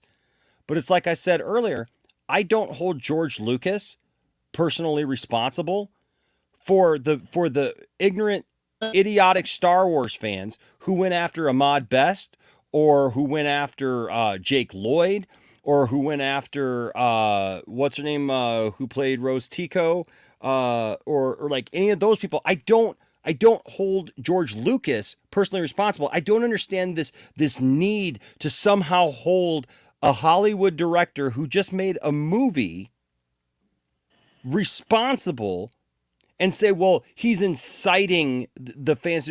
No, if anything, he's incited fans to make a positive campaign to raise money and awareness for suicide prevention. And I see people, well, that went away a long time ago. I'm going to tell you something right now. No, it didn't.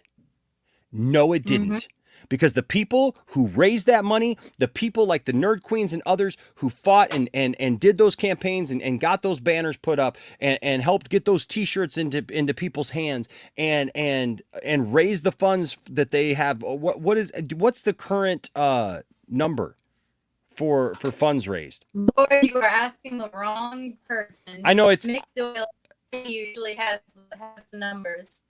Okay, well, I know it's I mean it's over $1 million now for sure. But... yeah, but over $1 million raised for that, and I'm just saying, listen, the people who did that did not go away. They didn't stop that. They didn't stop being positive just because these a-holes pop up out of nowhere and treat people horribly, and they're so obsessed. And again, I say it, and I've said it, and I will say it with the Nerd Queens here, but these are people who are obsessed with Zack Snyder, who've never talked to Zack Snyder, they've never met Zack Snyder, they have no contact with Zack Snyder, they don't have any way of reaching Zack, they've never talked to Ray Fisher, they've never talked to anybody like that, but yet they will attack everyone who has a friendship, and I know that they won't say it, but I'll say it. These people who've attacked Nana and Cole and others who literally talk to Zack, who literally have a friendship with Zack. I think the last time you guys were on, I kept playing that clip over and over and over again that said, I know I don't have it up. But that clip of Zack, and I think that clip speaks volumes to the fact that it's like, look, Zack said right out there, he put it right out there, I trust the Nerd Queens like completely. Like, but yet these people attack you guys. These people attack others, like Dave, Film Junkie, like Dave is a great guy. Because we didn't chant in Hall H. I'm sorry, what'd you say? We didn't chant in Hall H. We couldn't get a couple thousand people chanting in Hall H without any organization. Whoops. That's what it boils down to. We didn't chant in Hall H. How dare? Well, it's a joke. well, you just totally destroyed my my angle. So I guess you guys are really horrible people, and I guess I'm done. I completely changed. Okay. I'm gonna completely change my stance. No, yep, the Nerd Queens are horrible people. Dave's probably awful too. Like this is just dumb. It's just dumb at this point. And listen, those people are a-holes. Those people make up stuff. Those people are trying to make a name for themselves. You watch their streams, you watch them, you listen to them, whatever, and they're literally out there like saying things as if it's fact that's not. And saying that everybody else is clout chasing, right? Nerd Queens, they're clout chasing. Enosh, he's clout chasing. Ping Pong Flicks, man, Chris Swanson, he's clout chasing. Dave is clout chasing. Everybody's clout chasing. You don't have to clout chase when literally like you're there. Like you're actually having conversation with people. Like we're not chasing people. We're not chasing celebrities. We literally have those conversations, right? It's like I loved so much when Ray Porter last time he was on here, he came in and he just said because people were saying that Enosh, kisses up to all these celebrities and stuff like Ray and everything. And Ray Porter said it best. He said, "No, I like coming on to Poindexter Lounge because I like Enosh, because Enosh isn't a jerk. And I know that Enosh is a good person and I can have a conversation with him. And I know that he just wants to have a great conversation and stuff. Enosh isn't clout chasing anyone. Enosh has never asked me for anything, asked me to do anything for him, asked me to make him look good or anything else. I want to be here because I want to be here because Enosh is a genuinely good person, and they say the same thing about you guys, that Nana and Cole are good people. The only people out here saying horrible, disrespectful things are people who, honestly, they got nothing else. They got nothing else. They act like they act like they're big and tough and strong, but in reality, you can tell they got nothing else. And I'm sorry if that's controversial for some, but it's the reality. It's a reality at this point. And so, yes, there are always going to be fans that are like that, but that does not represent us. That does not represent. Am I surprised that there may be people out there who did things underhanded? Yeah, but even Scotty proved last night. He showed last night, Nana and Cole. He showed last night that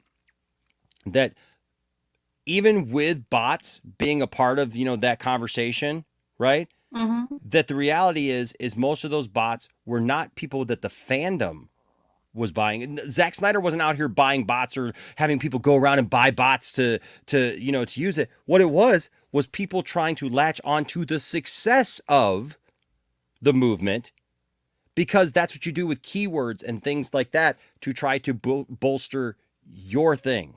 And he showed that was what was going on with a lot of that. Was people at the time, they were paying money and they were buying bots to latch on to those keywords, to those things, and and bolster themselves. It wasn't necessarily fans of Zack Snyder.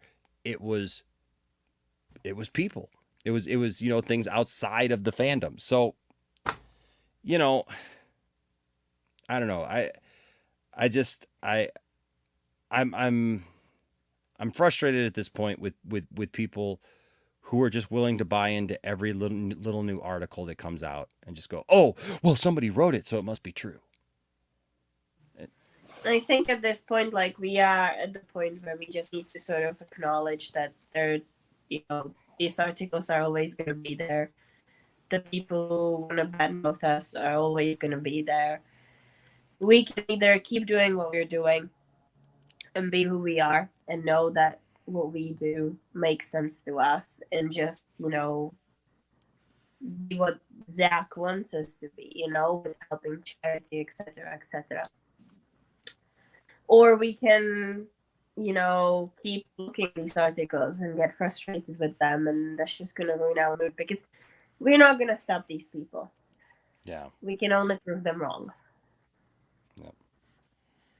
Yep. And I think we do that by being positive, by continuing to do what we do. And, at the end of the day, that's, like you said, that's all we can do. And, like I said, the people who are on their way out and everything, it's a new day. Look, be excited about what Zach is doing now. Let's be excited for Rebel Moon, for God's sake. Are you guys excited about Rebel Moon? Oh, hell yeah. We were low key hoping, like, we even texted Zach because we were hoping, like, a little bit that he could bring some stuff to SDCC. But based on scheduling, it doesn't look like it. So, Yeah. Well, because we were like, I was checking, it was like, is Netflix gonna have like a whole set? Netflix, they have Sandman, but they don't have anything like. So, not yet. Not yet. not yet. We're too far out, but I can't wait to see it.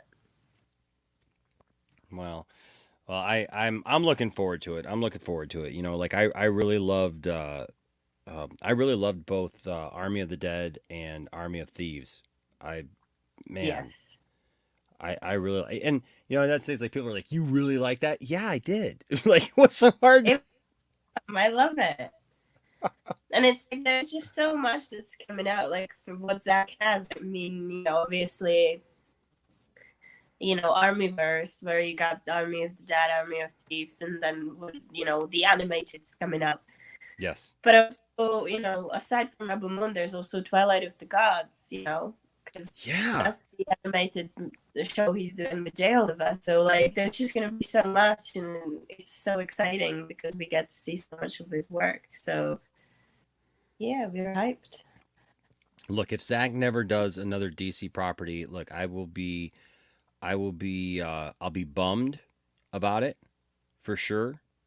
But in the same token, they can't take away that's the beauty of all this, right? Is no matter how many articles are written, no matter, you know, how many negative things are said about Zack or the fandom or you guys or me or whoever, they can't take away my multiple copies of Zack Snyder's Justice League. Exactly. They can't take that away. No, they can't take away Man of Steel. They can't take away BVS. It's there. It's something I can enjoy over and over again. Did you guys see the new packaging that they put it in? No, we didn't. So I was bummed that it was just the DVD. It wasn't like the Blu-ray packaging, but they've got these this new packaging for like all these other movies. Like I was in Walmart today, and it's this glow in the dark packaging, which looks really cool. Yeah, it says "Get into the glow," and it's cool because like they got like all the Tremors movies, or they've got like all like Game of Thrones, right? And like 5-movie collection of Jurassic Park, or like all the Terminator films and the Mummy, and you know, and what else they got here? Dune. They got the Back to the Future films. They got the Terminator TV show, which I love that show, by the way. That Sarah Connor Chronicles. Sarah Connor Chronicles, yes. Love it. So fantastic. But like they've got Logan's Run. They've got the Matrix movies. They got like some old movies like Death Race here. These are all things that are considered classics in WB. So this only just says good things about ZSJL. Yeah. Well, and that's things like they got E.T. here. They've got He-Man, which I thought that this was an interesting inclusion here because they got literally the entire run of the He-Man cartoon that we grew up with. And, you know, and then they got like Titans, they got Aquaman, they got Pikachu, they got Battlestar Galactica, the original Battlestar Galactica. And they got, down here, they got Batman Beyond. But right here, look here, Zack Snyder's Justice League. Not Justice League, not Justice League 2017. Nope. They got Zack Snyder's Justice League, and it's a cool glow in the dark. It's only $12. I'm almost tempted to just go back and buy it again, you know? If I have a copy of Zack Snyder's Justice League, my flatmate's legit gonna think I'm crazy. He already thinks that. Fair enough. His name is Joker. Fair enough, but it doesn't have to be that obvious. His name is literally Joker. I don't think we got a problem there. But look how cool it is. You can see the ridges. Like you. Oh, see, that would be spooky to wake up to in the middle of the night. Wouldn't it? You know what we need? We need Dark Side glow in the dark Funko. Or poster.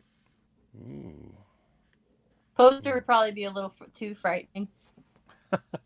At least Funkos are cute. But there are a few Funkos that glow in the dark that I do not let them near a light source. Yeah. I do not want you glowing and freaking me out, man.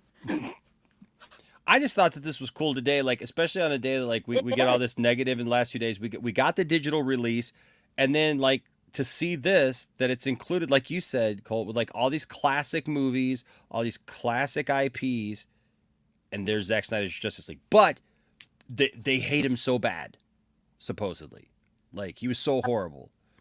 They hate him because they ate him. Yep. Haters gonna hate. That's all. They may hate him, but they like the money that he brings in. Yep. Which always gives me hope, you know, for the future, because who knows, you know, if there's money to be made, and I think that David Zaslav, I think that, you know, I think they're taking a real good look at that right now. It's like, well, did the old regime just screw this up, and not, you know, put the effort into it, and just because they had, you know, a problem with Zach, or, you know, is there money to be made here? And if there's money to be made, I don't think David Zaslav wants to turn down money. You know, I think the main here is that we need to understand as a fan base of Zach's. Obviously, yes, money to be made, and Zaslav may look at it that way, and it may, you know, be something that he may be interested in. But we should all keep in mind that after everything that's happened, Zach may not want to come back. That's true. At the end of the day, as long as Zach is doing what he wants to do, I'll never lose track of things to support him for. I'll support the man if he wanted to quit filmmaking, which would be a loss to the world, but I'll support him in whatever he's working on, as long as he is happy. At the end of the day, as long as he and his family are happy and they're healing from all the trouble they've been through, then that's all that matters. Yeah. No, I agree. I agree. Like you said, it's not all, you know, it's not just about what Warner Brothers wants to do. Like you said, it's also about what does Zach want to do? What does his family want to do? Would he want to get involved in that again? You know, like all those things. And I think those are things that are overlooked a lot of times in the discussion of the possibilities or whatnot. You know, it's like, you know, I think that a lot of us, like, obviously we are fans of DC, and I think a lot of us would love to see that universe finished. But we just have to keep in mind that, you know, right now Zach and Deb, they're at Netflix. They are getting, you know, the space that they need, and the freedom that they need. And maybe they, you know, if they don't want to come back, even if they're offered to come back and they don't want to, we should respect it, because after everything they've been put through, they have the right to say, no, I don't want to do this again.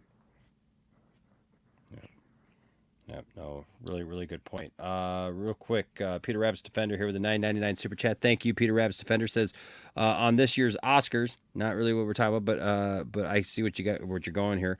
I was cheering and clapping out loud in telecast cinema when Zack Snyder's Justice League won the Oscar cheer moment. And one fan favorite, I'll always stand with Zack Snyder and Ray Fisher. P.S. Have fun at San Diego Comic-Con, Nerd Queens. Thank you for sending this super chat, Peter. So I hate to be a killjoy, but we're exhausted. I see that. We're gonna have to exit stage left as gracefully as possible. No, you guys are fine. I As one appreciate you. do streaming from an iPad. Yeah. We promise that we usually have our shit more together. Yeah, we might be. We're going to try after the con's over, going live on our channel to talk about it. So we'll see. But that'll be after we make a long journey back to my house. So we actually have a setup there. Yeah. All right. Well, I know that everybody will be looking forward to your long-awaited return to Thank you. to stream. And thanks for having Thank you for us. having us. We've really Yes. missed it. We miss you guys. Thank you guys Sorry for that coming we on. Yesterday, but yeah. Well, have fun. Don't get in too much trouble out there. And if Henry does show up, like, you know, Keep it together. keep it together. Wow. The Keep it jury together. might be out on that one. But have a good night. All right, we'll play you out. There you go. Got some cool music on your way out. Ladies and gentlemen, the Nerd Queens, Nana and Cole. Thank them for being here. Show them some love. Thank you, ladies. So there you go. That's that. Yeah, man. You know, they're always great to have on the show because they just have a unique perspective. You know, they have a unique way of looking at it because they've been there. They've talked to Zach. Everybody makes these assumptions like, oh well, yeah, you know, this person acts this way. That acts. I always find that it's good to actually talk to the person that's there. You know, that has that experience. Now I don't know what happened. They popped back in. Hold on a second. I don't know if they forgot something. Are you guys wanting me to bring you back in, or are you just? I'm kind of scared to bring them back in because I don't know if they meant to do that. If you guys meant to, then like put it in the private chat that you know that you want me to bring you back in. So I know you guys are there at your hotel room, and I would not want to like bring you guys back into the stream if you don't want me to. Oh.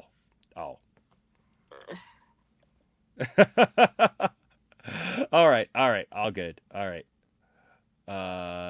Yeah, I'm gonna end the stream here in just a couple minutes. So, all right, cool. All right, no worries. I was just like, because we kind of cut off, and I was like, did we actually say bye or not? So Yes. anyway. All right. All right. Bye. Bye.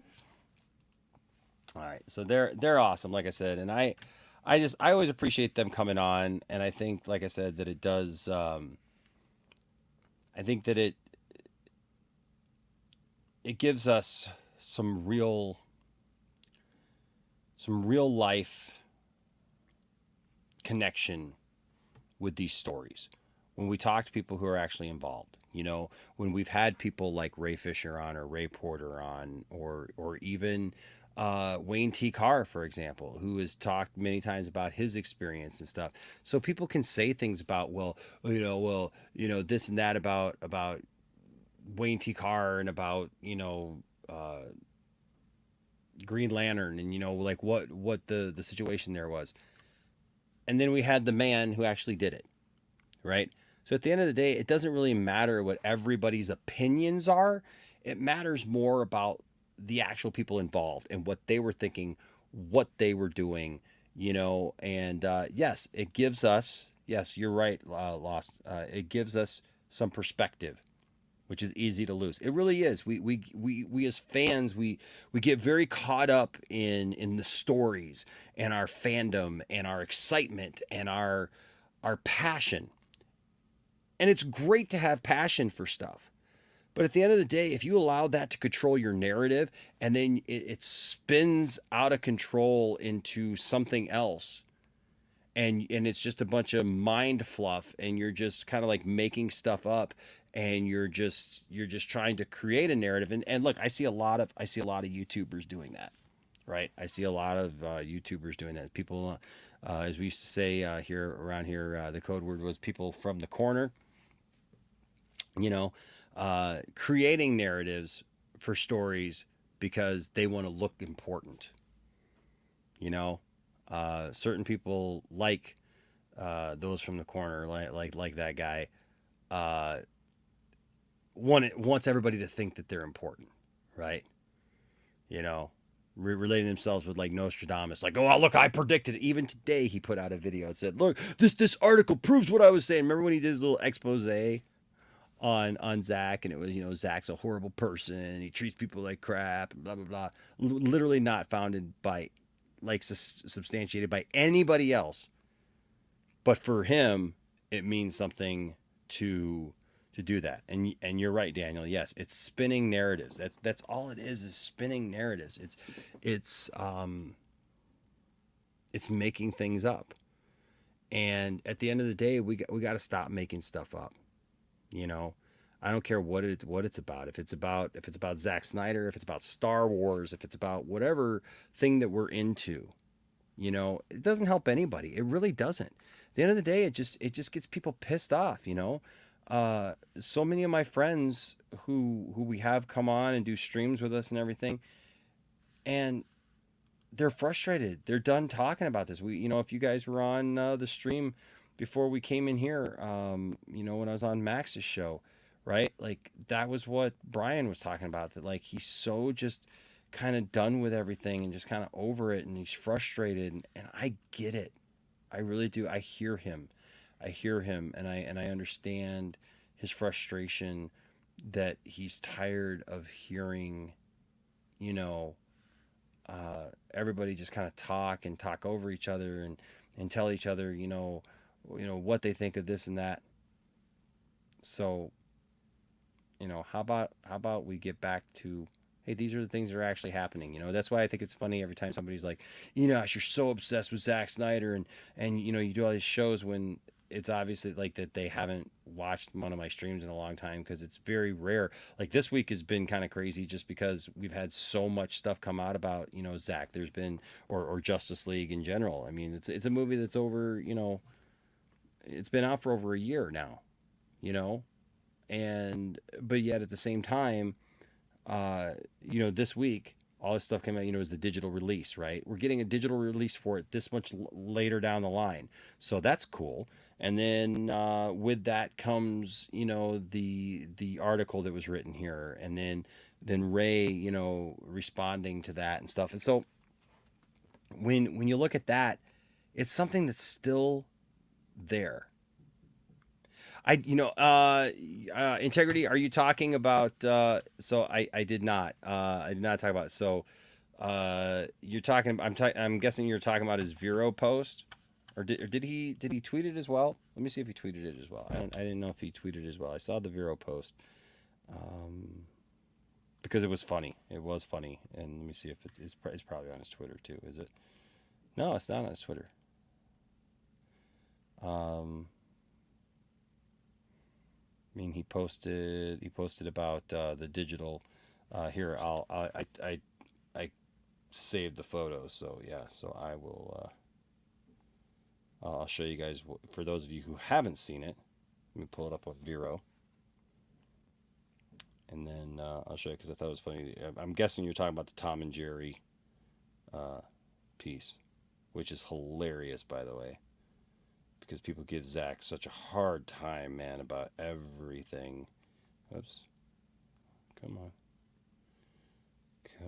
There we go. So somebody said something about like Zack doing Tom and Jerry or something like that. They were gonna announce it at Hall H or whatever, that he's doing their next Tom and Jerry movie.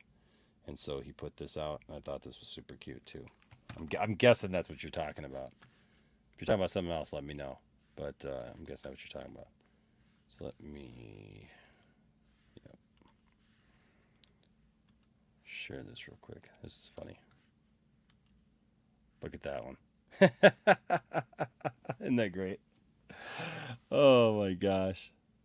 Yes, you're right, Daniel. It's very fitting given the fact that it was used to bungle the release. Like, and I mean that's something that's not talked about, right? Is what about all of the nonsense that was surrounding Zack Snyder's Justice League? This, for example, that, Tom and Jerry was on there, and they literally accidentally leaked part of the movie just randomly over Tom and Jerry. So people were going to watch Tom and Jerry on HBO Max, and instead Zack Snyder's Justice League popped up. Really? The night of the release, we had all kinds of issues. Now, I know that there was some shortage thing and some outage thing with Google, whatever, but we were 6.5 hours late from being able to actually start the film on the red carpet night where we were supposed to watch the film. Really? The whole thing, the way that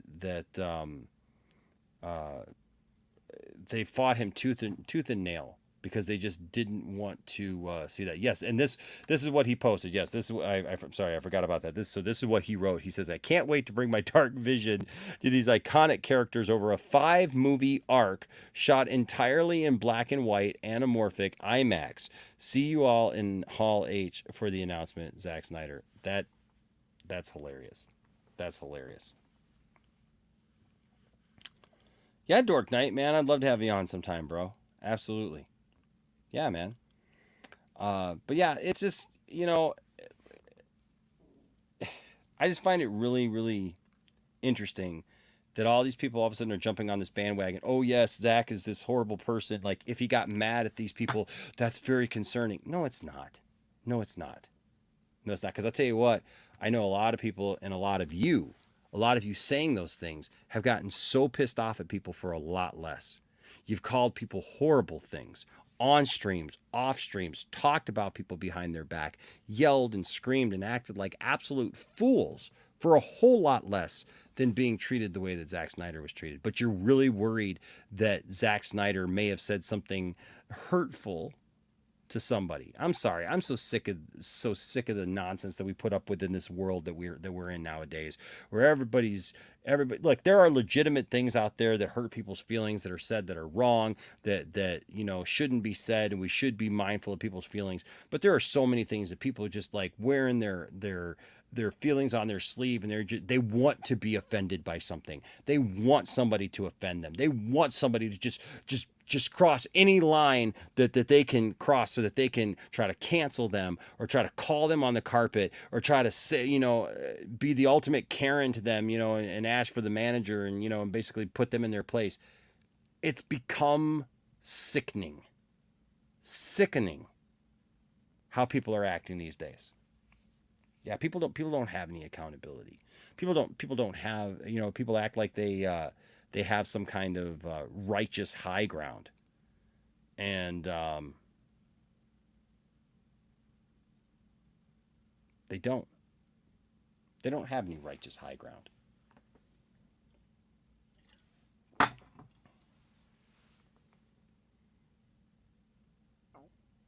Yeah, I'm sick. I'm sick of it. Lost it.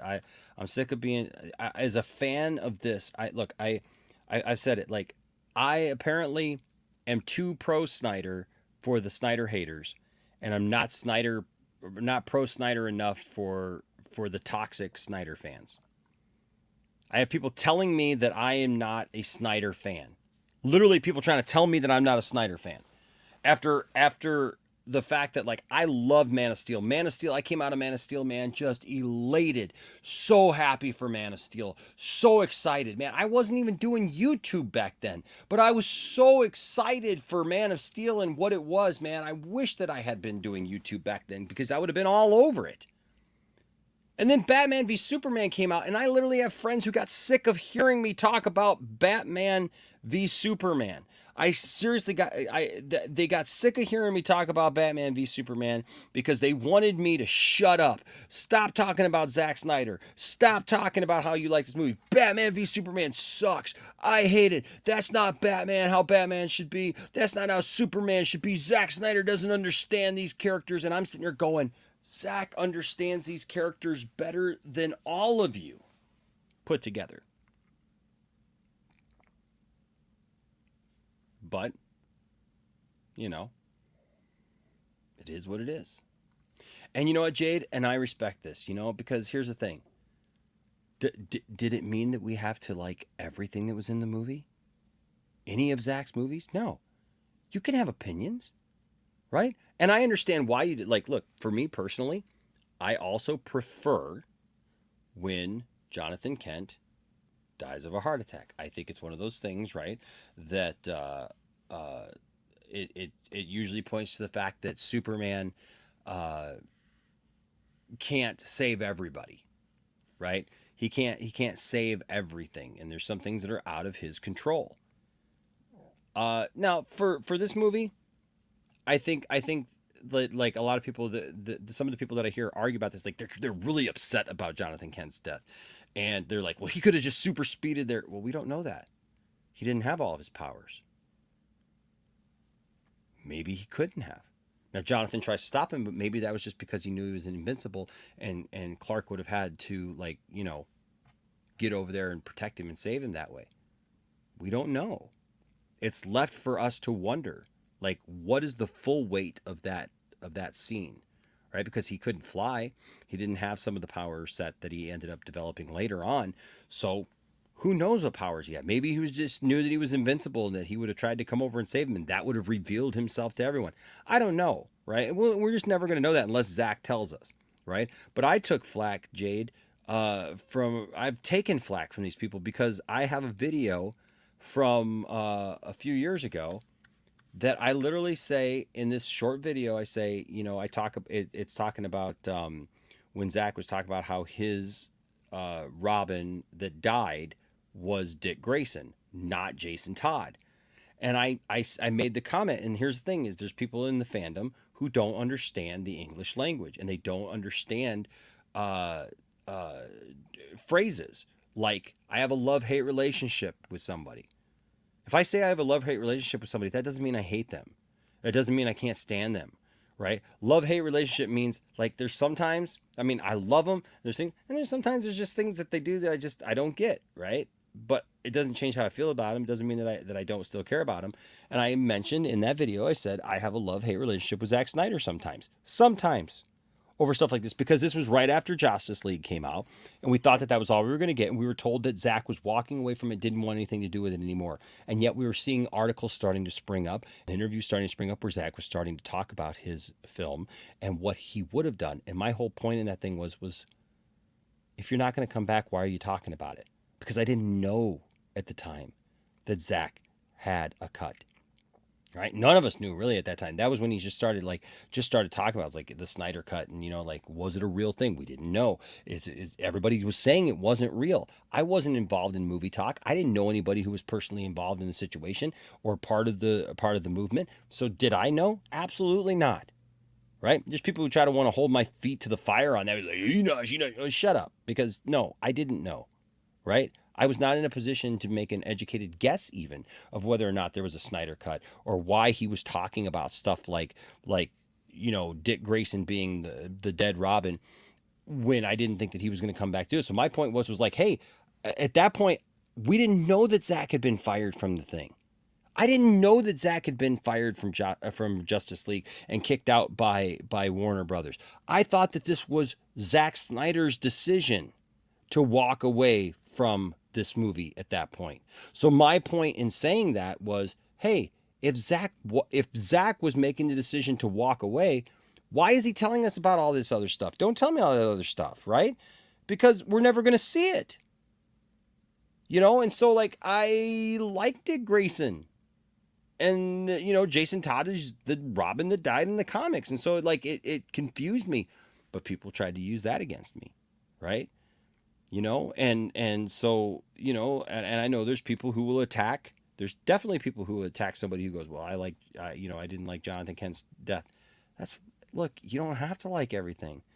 And I'm not mad at Jade for disagreeing with maybe a creative choice that Zack had. If they had gone all the way through and Zack had done the thing with Batman and Lois getting together, I would have been against that. I would not have been for that. But I would have watched the movie. And I would have been objective about it, and I would have said, okay, that's the story that Zack wanted to tell. All right. It's not how I would have done it, right? It's not how I would have done it. Now, he changed his mind. Those were when they were doing storyboards, and they were doing whiteboards, and they were just kind of putting ideas out, like, well, what if this happened? What if this happened? So that's a whole lot different than this is in the film, right? When you're speculating about what you're going to put in the film and how you're going to write it, what you're going to do, and you're structuring it, that's different than this is what's in the final product, right? But I would have had an issue with that. There's nothing wrong with that. It doesn't make you any less of a fan of Zack Snyder. So stop gatekeeping Zack Snyder fandom, right? And if you're going to act like these a-holes who do all these things, then you know what? Maybe you need to get out of this fandom. Because this fandom is not for people who tell people to unalive themselves. That should be that should be untolerated. It should not be tolerated at all. If you watch YouTubers or people like that have said those kind of things to people in DMs or whatever, you need to stop following them. Just gonna tell you, that's what you need to do. No matter how much you like them or like you've liked their takes on stuff like that, if they are using their position within the Zack Snyder fandom to tell people to do things like that, they don't understand what it means to be a Zack Snyder fan or a fan of his work or to support Zack Snyder's causes. So those are the people who need to go. Those are the people who need to be out, so to speak. Yep. No, you're right, Aaron. There's a lot of Zack Snyder hating snowflakes out there. What's up, Rel? Says the problem is people are letting their beef with the fandom cloud their judgment. Every fandom is crazy, and you will never end fan toxicity. You are so right, my friend. That is absolutely it. We listen. You don't get Enosh fee wavering from week to week. You just don't. When somebody wants to present information that's strong and grounded enough that can change my mind, I accept that full on. But you know what? I don't go around making a bunch of hypothesis and like ideas and stuff that based on nothing, where all my decisions can be changed that quickly and that easily. I don't. When you hear me come to a decision on something, it's usually because I've done my due diligence and I know what I'm talking about. And I know why I believe what I believe, and I know why I stand on the principle that I stand on. So you just coming in with a hit piece or Rolling Stone writing an article about something that's negative or something. So what? So what? So what? That doesn't change me. That doesn't change my opinions. That doesn't change where I stand on things. That does not change how I feel about my friends or fellow fans of the thing that I like. No. Because you're going to have to come with something a whole lot stronger than that, because I've already determined why I believe what I believe. It's like when people come at me with Ray Fisher situation.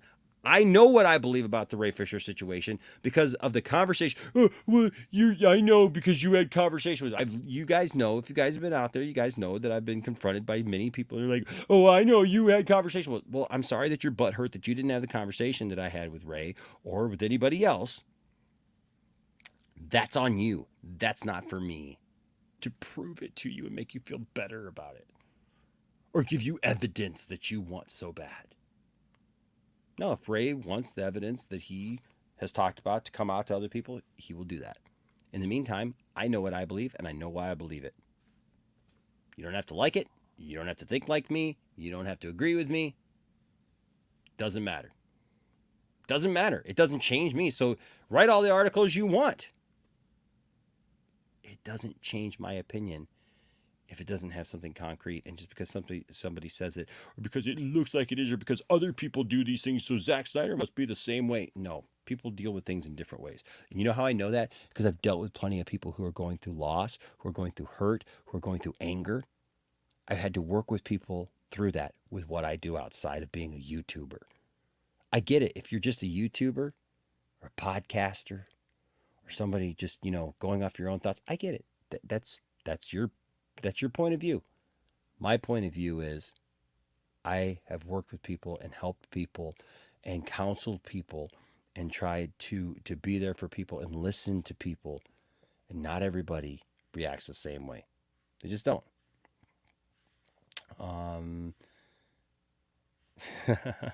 Integrity 101 says, Enosh, you must admit Snyderverse is restored right now, or I'm going to Home Depot right now and grabbing a bunch of pitchforks. I'm coming for you. #triggered. Well, I'm not ready to look. If anything, I am fair and balanced, and I am not willing to say the Snyderverse is restored right now. But that's it. What's up, Boston? How you doing, my friend? Well, we've had quite a conversation. Thank you, Kenneth. Appreciate it, man. I try to remain neutral until I find something that I need to that I need to get involved in.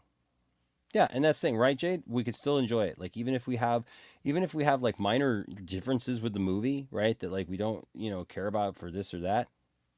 Doesn't mean that, like you said, that like we gotta hate it, for sure. Let's see here. What's everybody saying? You guys are talking about Jonathan Kent. Look, you know what I love about these films? We're still talking about these. Can we talk about that for a second? How many years ago did Man of Steel come out? It was 2013, 9 years ago. People were still talking about that film as if it just came out. It's relevant. Think about that. BVS came out. We're still talking about BVS. Zack Snyder's Justice League came out. We're still talking about Zack Snyder's Justice League and everything surrounding it. Gosh, man, right? Like, so there you go. Bullhorn. Hey, Snyder fans. Did you see Enosh didn't concede that the Snyderverse is restored? Get him! That's funny. That's funny. Yeah, Angie here says Man of Steel made me like Superman because I honestly never did. That movie gave vulnerability, which I really appreciated. It made me see him more depth than the all powerful superhero they make him. That's awesome. That's awesome, Angie. I love that. I love that. Austin says I hate Jurassic Park 3, but we'll still watch that dumpster fire. Right? You know, like what you like, man, you know. The 1,000-word picture says I hate Fury Road, but the soundtrack and stunts bring me back. Nice. Nice. It says Enosh, on a serious note, I'll always push back on the dead Dick Grayson because it didn't mean we wouldn't see Grayson. Jonathan Kent is in BVS. Yeah, right? Right. You know, and I appreciate people like you, Integrity. You know, I can't remember if you were. I think you were here when I said this, but I saw Integrity actually in another stream where some people were saying some negative things about me or whatever, and Integrity, you know, was just like, hey, look, I watch Enosh. Enosh knows, you know, he says these things, whatever, but he's not looking for a war with people. He's not looking for anything. He's just, you know, having some fun, man, talking some nerd stuff. All right? You know, that's what we're doing. That's what we're here for.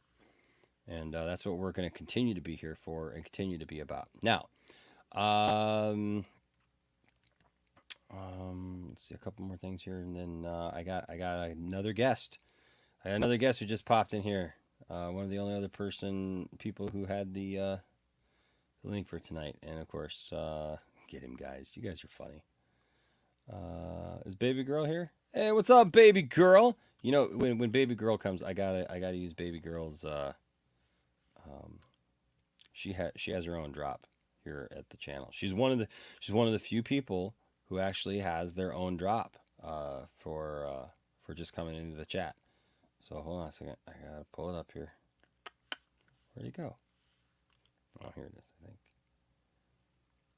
So, yes, when we see Baby Girl in the chat, we got to give her one of these. Hi, Baby Girl. Everything's okay, I promise. What's up, Mr. Wind Tunnel? Hey, what's going on, man? Where are you at? I just got home. Oh, did There you? you go. Okay. Yeah, just got home. Sorry I missed everything, but No, you sound like you're in a wind tunnel. it's because I just turned on the air conditioner. Can you still hear it? It's 115 out here with humidity. Come on, suck it up, man. Come on, suck it up, old man. But there's only 158 more shopping days till Christmas, so I'm counting down. I'll tell you what, Draga, if you can get all my Australian friends out there to send me a ticket, I will come to Australia. that's a trip right there. So Hold on for a second. But I definitely want to get there one day. Kenneth here says, speaking of Superman, Enosh, I got Superman red and blue hardcover trade paperback. It's an anthology series that had the comic and Superman's colors in. That's cool. That's very cool, man. Uh-oh. Old man stuff. Old man stuff. All right, there you go. I'm in demand. Sorry. How'd everything go with the Nerd Queens? I was on for a little bit when I was watching. It was good. It was good. It was good. Yeah, we talked about a bunch of stuff here. Oh, hold on a second. Angie's telling me that I think I got a member chat. Here, hold on a second. Thank you, Angie. Let me see if I can find it. Oh, there it is. Okay. Oops. I love the way she put it. She's like, you got a membership thingy. It's from Jeff Glotfelty. Hey, what's up, Jeff? Here, let me pull up.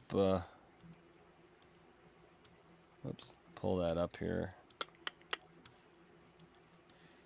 Up the pop-up screen here, and he just says, "What's up?" He's been a member. Wow, dude, almost 2 seriously, years. 21 months, Jeff. Wow, dude, thank you so much, man.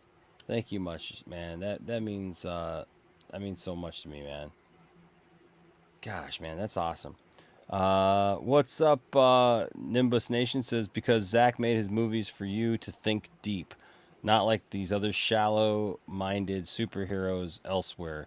That is why Man of Steel, BVS, and Zack Snyder's Justice League will never get stale. I agree.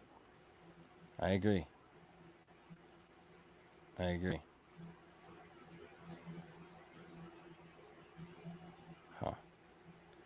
Yep, it's Screech. He does look like Screech. Yes, William is here. Welcome, William. How you doing tonight, man? I'm doing all right. Like I said, it's just been a long day.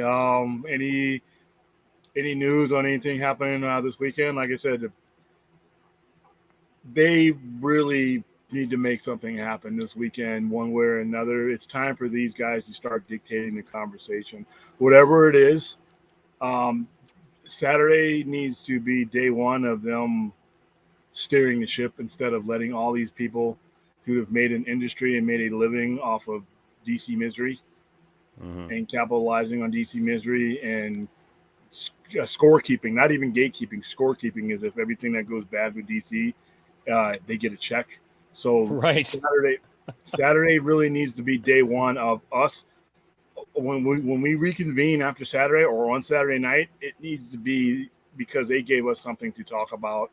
Because right now is the time. I'll be honest with you, regardless of the quality of movies, the volume of Marvel movies in the last 13 years, I think has finally gotten to me to the point where it becomes more of a chore to endure things than it is an event. The shows are different because, like I said, it's a different I think that animal. just comes with age. Nah, because I know people that are like half my age that are saying the same exact thing. Yeah, but they're probably in better shape than you. Let's be honest. No, I do. I'm probably in better shape than half the people watching, including you. So, and I'll put that to the test. I will put it to the test. When you come out to Vegas, whenever we do this man thinks he's in better shape than me. When you come out never to Vegas, met me in his life. When you finally come out, that's how confident I am in my physical conditioning. Oh, dear when God. you come out to Vegas, we can go. We'll have a contest, and we'll have a judge and a timekeeper and everything, and an ambulance for you. But we'll make sure there's oxygen on tap right there waiting. No, for I want you there, wearing yours so that you don't have to put it on. I just want you to be able to turn it on. But nah, this Comic-Con is more important. I mean, whatever's going on with Marvel, have some adrenaline handy there for you, so you can put it I already right got in your it. heart. It's already built into the machine. Nah, but I really want this to be a positive thing to the point. If it's Cavill, that's great. That's a win. Yeah. Oh, heck yeah. That's a win. Even if it's not, I mean, just having him alone, because you can't deny that was the first break in this entire saga to begin with. And if he's back, and it just and people take the win. If that's all you get on Sunday, that's enough for me. It is for me too. Yeah, but like I said, I'm interested. I hope it's a worst kept surprise. But other than that, there's really nothing. There's no news that's coming out of Comic-Con that I'm really caring about. Other than that, that's it for me. All this other stuff is going to go into delve deeper into their own stuff. Like anything you get out of Marvel from a Comic-Con, it's not going to be the in-depth stuff that you're going to get out of D23 and all the other. And all these places have their own venues where they're going to go even deeper than the introductory stuff. But with DC, just especially with this week, the Hatchet job and all that other madness. I mean, this is the only company I think entering Comic-Con that could really benefit from a good news. So I hope it's good news, and I hope it's not a letdown for people, because then that's all we'll hear about. Oh, they said there were this, and I'm like, oh no, I'm waiting for that. The negative. If Cavill doesn't show up, it'll be like, well, they said that he was coming. No, like was rumored. Yeah, like people don't know the difference anymore, William, between rumors and like official statements. You know, or quotes for that matter, because apparently you can write an article and say somebody said something and not put it in quotes, and that's gospel now. I still can't believe people defended that yesterday. Oh. I'm like, well, he said this about the director for Kong vs. Godzilla. I'm like, you quoted neither individual. So as far as I'm concerned, that didn't happen. And neither individual came up and said, yeah, that happened. So, I mean, we don't really need much to go on. Like I said, I would like to, like I said, start talking some positive stuff about all of this stuff, be honest with you. It's been a lot better with Star Trek. With these new shows, it changed Star Trek to be able to have better conversations than just us going against old Trek fan. Because if it's old Trek fan and us in the room, that's Brian. It's like us banging our heads against the same wall. But when we have Strange New Worlds and we have all these other things, even if it's the shows I don't like, it's a better conversation. So I'm just looking for a better conversation post Sunday. And then I really hope there's a fandom. I mean, I know there's not one scheduled. No one said anything about it. They need a fandom. They need to not only have Comic-Con, but we need something else that goes into even more broader what's going on, what universe is what, who's the head of DC Films. So we can start making that guy the embodiment of the information we need to go. When you see Kevin Feige, you know what's coming out of his mouth. That's the horse's mouth right there. I don't need a scooper. I don't need somebody who makes their living off of Marvel misery telling me what he says, because he says it and his people say it, and that's it. That's what I need for DC. I need that face to be like, this is what we're doing. This is how we're doing it. This is our plan. And then, trust me, the cottage industry that has become DC misery is they're going to lose some money. They're going to lose some money because a lot of people go to these guys and these sites and these places for information, legit information.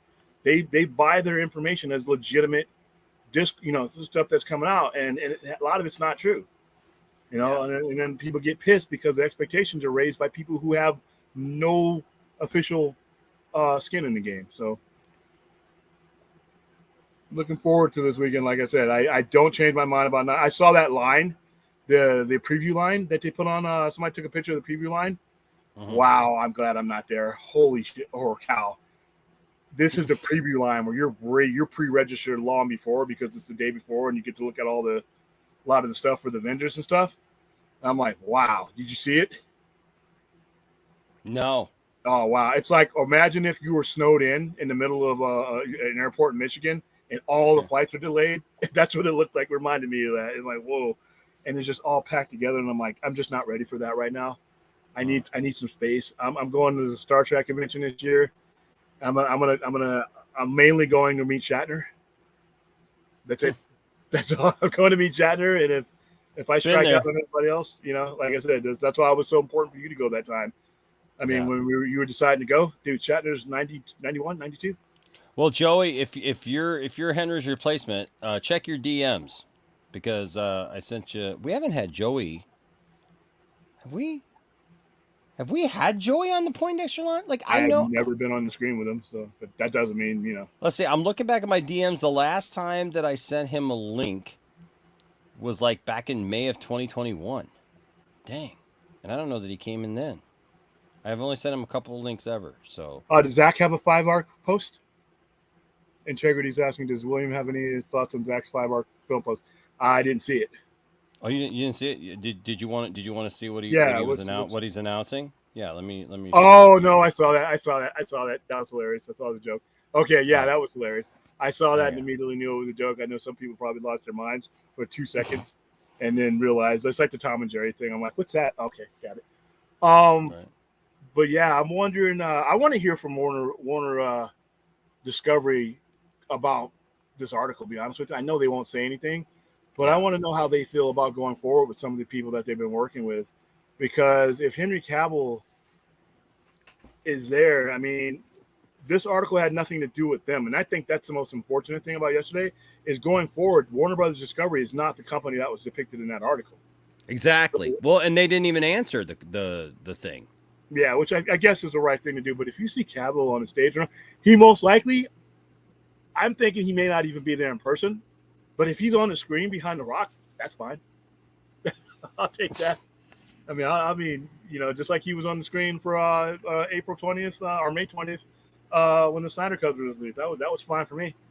Yeah, I'll take but I'll take whatever they want to give me, man. yeah, At this point. I just want to be, and like I said, I don't need to dictate what happens. And if they're doing something that's not in my head, I'm fine. I might do something a different way if it were me, but I just want a story to get it. And that's the biggest problem. When you were on air with Steven yesterday. The biggest problem is not that they changed directions, is that they had no direction once they changed. It's like you drove us off the road and you don't know where the hell we're going.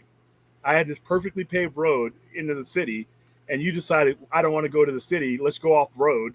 All our tires are slashed now. We have no gas. We're screwed. So if they were to unveil this knockout plan in lieu of what we were going through, and it was like, holy cow, because like I said, studios change their minds all the time. We just don't hear about it because it doesn't end in disaster. There's always studio interference, there's always studio involvement, but when it goes right, nobody cares. But because these guys didn't have a plan B, like this is what we're doing with these characters, then that's how we knew. You know, when we saw that movie in 2017, and then a couple weeks later, we're like, it started to sink in that there was no plan. Then, you know, but like I said, if they would have come out with a kick-ass, blow our ears off plan, we might not even be talking about Zack Snyder in the same manner that we are now. If they would have come out with a superior plan, we wouldn't be having this conversation. A lot of us wouldn't have come together, but they didn't. So when people say move on, my response is move on to what? I was given nothing to move on to. Yeah. I was given a bunch of standalone movies that are going to have to fight uphill to make money, and when they lose money, then they don't get made anymore. Then people are mad about that. How come nobody supported this movie or, you know, the Suicide Squad? Because nobody knew what those characters are. So if that was your plan B, you needed to have a plan B that included Batman, Superman, and Wonder Woman. Pink Pony, the movie, by the way, Zeno, is coming soon. Never mind. There's so many ways to address that, but yeah, this is are you going to be streaming this weekend, or are you going to be So here's my thing about this weekend. I may have opportunity to stream because Tiffany is in a wedding, and so she's doing some stuff, and I'm not there for that. But it's also my grandmother's birthday on Saturday. Mm-hmm. And so Friday night I'm going to be at a baseball game with some people from our church.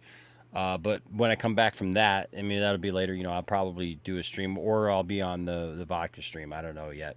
Is he doing one from San Diego? Yeah. So one of those two things. But then also Saturday, Ben Everett asked me to be on his panel. After, you know, the reaction to Comic-Con, you know, Hall H stuff and everything. So I got to see what time he's going on. But my guess is that after his thing, we may do a thing. I got to see where everybody's at for my weekend. But more than likely, we're going to have to talk about it. You know what I mean? It's too much of an opportunity day for me. Especially if it goes north. If it's good news, I can't wait to get dude. Oh yeah, man. If Cavill's in, dude, like are you kidding me? I'm streaming about that till the cows come home, man. So yeah, so I'll be up all night streaming about that, man, for sure. I'll be actually building an Iron Throne on Saturday. An Iron Throne. We're building a life-size Iron Throne. So when we start our Game of Thrones shows on the 21st, really. It's going to be you can sit in it. What we did before when the original Game of Thrones runs is I had a big giant chair that we green screened, and we would have people sit on the green screen, and then I would impose the Iron Throne behind them, so it looked like they were sitting on the Iron Throne this time. And we're actually going to build the Iron Throne. So when you see us do our live shows from there, I'm going to have a co-host sitting on either side of the Iron Throne. It'll be the Iron Throne itself will be in the background. And then we'll have our two areas in front, and then we'll be talking right after House of the Dragon. So right after House of the Dragon is over with, we'll have a studio audience. So we'll actually have people clapping and doing all that stuff, and we'll actually be answering them questions. It'll be like a legit show, and but we'll have the Iron Throne in the background. So I got to ask you a question because I know where I stand with this. But okay, so there's lots of things that are, you know, I mean, Marvel's going to show up obviously, and they could reveal a ton of stuff. There could be stuff that comes out, you know, about Fantastic Four. There could be all those things, right? I mean, all this unknown stuff, right? For Marvel stuff, you know, like where they're going, you know, what their direction is, what the next step is, whatever. There's going to be the Masters of the Universe reveals and stuff. Dang, right? But if Henry does show up, is that the biggest moment? Like, I mean, Yes. like, Yes, because these other things that are happening along the trajectory that has been going on for years. Marvel has kept their step, kept their rhythm for years. This is like a ship that you thought was about to list over and turn over and sink to the bottom of the ocean, all of a sudden getting repaired in mid-sink, rising back up and going back on course again. This is a course change for them. Like I said, all of our news has been refuting and fighting BS and misery. Right. For the first time in years, we're going to have somebody coming out playing the biggest character in that company and making that type of announcement, which one of the bigger stars in that company. It's a sea change for DC. So that disruption right there will make it the bigger story than some of these other things. And like I said, with Marvel, even if they reveal these things, that's great. I don't think they're going to go into as much detail as people think, simply because they have their own platforms and they have undivided attention for all of us there. But with this, it's like I said, there's just been, it changes the culture and the conversation of DC, whereas the culture and the conversation of Marvel is just going to stay along where it's been going. You're either enjoying what they're doing or not. You either don't like Phase 4 or you don't, and just nothing's going to change that necessarily. This changes everything for DC because it's like I said, there's been no direction since they changed direction. And it builds back in a confidence that hasn't been there. Yeah. And because the diehard Snyder fans, they even have to look at this, and even though it wouldn't be necessarily a 100% confirmation that the Snyderverse is coming back, it's something.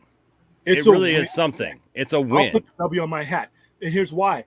This is why this article becomes even more meaningless as far as the execs goes. The response that Cavill gets, no matter what you want to say, that's Zack Snyder's guy. That's what started this all. If he gets a huge response and they're tracking that, and you look at the sales from the digital release for a movie that's already been out a year on several different platforms, and a regular DVD release that just got out with a new sleeve on it. Did you see those? Yeah, I saw the glow in the darks. Yeah. And then you go back to the most important thing of all, which is HBO Max. And like I said, the biggest thing is retention. What am I doing to keep the people who give me a shot? If I'm a Zack Snyder fan and I gave you a shot because you put on the Snyder Cut, what are you doing to keep me? How are you adding value to this network? How are you adding value? Why are you're opening up the door for all these other things? You're not even spending a lot of money. Like I said last night, you don't need to reboot. You just need to take everything that has been done and seen and give it a push in the right direction. That's it. Everything out there can be used again. Everything that's coming can be used. Zack Snyder's Justice League, Wonder Woman, all these things that are out there just need somebody to put them out on the table and say, what connects with what and what can we get out of this and that? And we haven't had that. And we really haven't had it in 9 years. We haven't had that since 2013. And for the first time, we have new leadership. We have a visionary who already stated that he's not happy with the way these icons have been made. We have a guy who doesn't like to waste his money. So he's got a Superman right there who wants to play him. And he's not going to get a better deal than what he's getting now. If Cavill signs on to other things, his bargaining power goes way up. And now you're talking about a new actor. And guess what? That new actor is going to have to go through the same things Cavill had to go through. So you're talking about 3 or 4 years of trying to build momentum. You'll be looking for $1 billion for that next Superman movie, and you're not getting it because it's just not happening. So this is an important. This would be important no matter where they announced it. If Zazoff or whoever this guy got on YouTube any day the next month and said, we have an announcement to make, here's our Superman, and it turns out to be Cavill, this is big news no matter what, because we're all going to see it. I think it's a good thing. You're right, Austin. The shock from the crowd roaring would be stronger than if Henry used his handle jawline to smash the floor. Yeah, and have him build a computer on Comic-Con stage. Daniel here says, I remember Enosh, that I didn't know it was true, but I heard that the Snyderverse is going to be restored at Comic-Con rumors months ago. Yeah, I mean, look, there's people who say a lot of things. They're talking like I said, I don't know. I don't think that it's going to necessarily be. I don't know. Right? They could announce something, right? But I don't think that we're there yet. That would be, dude. I think we're going to lose connection because everybody be knocking over their computers and stuff if that happens. They say outright, just hilarious. If they said outright, you know what, we're going to give you this, we're going to finish the story arc, I think all of us would lose our shit. But here's the thing: they don't even need to do that because you just need victory reference laps points. for everyone. Victory laps for everyone. Runs. If you we just do have a reference member points- chat here real quick. When did that pop up? Because Anthony told me. Anthony told me he was there. It doesn't pop up here. Anthony Chobot here has been a member for 11 months. Thank you, buddy. You're almost to a year, bud. Thank you, man. Says, how are you? I'm good. And he says, I got 500 subs on my YouTube channel. Dude, that's awesome, man. Congratulations. You keep plugging away, Anthony. You keep plugging away, bro. You keep doing your thing, man. I saw his T-shirt. He's #1 YouTube person or whatever. So, hey, man, you keep doing you, bro. That's awesome. Yeah. Like I said, I think if it is Cavill, your references to the Snyderverse is the biggest one is right there. Even if they go in a different direction, somebody can still take the story and make it an Elseworld story. I think the biggest thing for them right now is to finish something. Whatever it is, finish it so that we have a basis to go on. Right now, we have, with Marvel, you have Phase 1 and the Thanos, and the Infinity Saga. That is the basis of everything that they used going forward. With DC, you don't have a basis of anything going forward. And then people want to go with standalones. Well, they're having good runs with the Batman. Like I said, when you're counting money in a corner office, you're not thinking about the Batman right now. The Batman is the furthest thing from your mind. You're thinking about the next dollar, and you're thinking about how to make volume money. The Batman is not volume money. Connected universes is volume money. Making that a 3 to 4 time a year event to tell your shareholders, okay, this is the kind of money you can expect. All right. The Joker, that money's gone. And only half the money went to that company. The Batman, they $700 million. That's great. That money's gone. What does the Batman lead to if I'm a shareholder? The Batman 2, which wasn't even greenlit until way after the movie was done. So if I'm somebody who wants my dividends to expand and I'm counting on the most famous IPs in the world to do that, I don't want to wait 2 years for your standalone sequel or to even have the argument. Half the people didn't even want a Joker sequel anyway. So how does the standalone help me business-wise? You can only do so many standalones because they're all going to be different. No. So you're taking a shot in the dark at a bunch of different demographics, and that's been proven failure. Well, and I get it that people think that that Marvel's just going to walk into Comic-Con and win the day or whatever. But I don't think that that's as a slam dunk as people may want to make it out to be. That just because it's Marvel, that they're going to walk away with ruling the day. I think there are some things that Warner Brothers can do. But dude, if I were advising it's got to be stuff that we don't know, because we're just what we know right now. Just showing up with Shazam and Black Adam and stuff, that's not going to win the day. That's not. If it's me.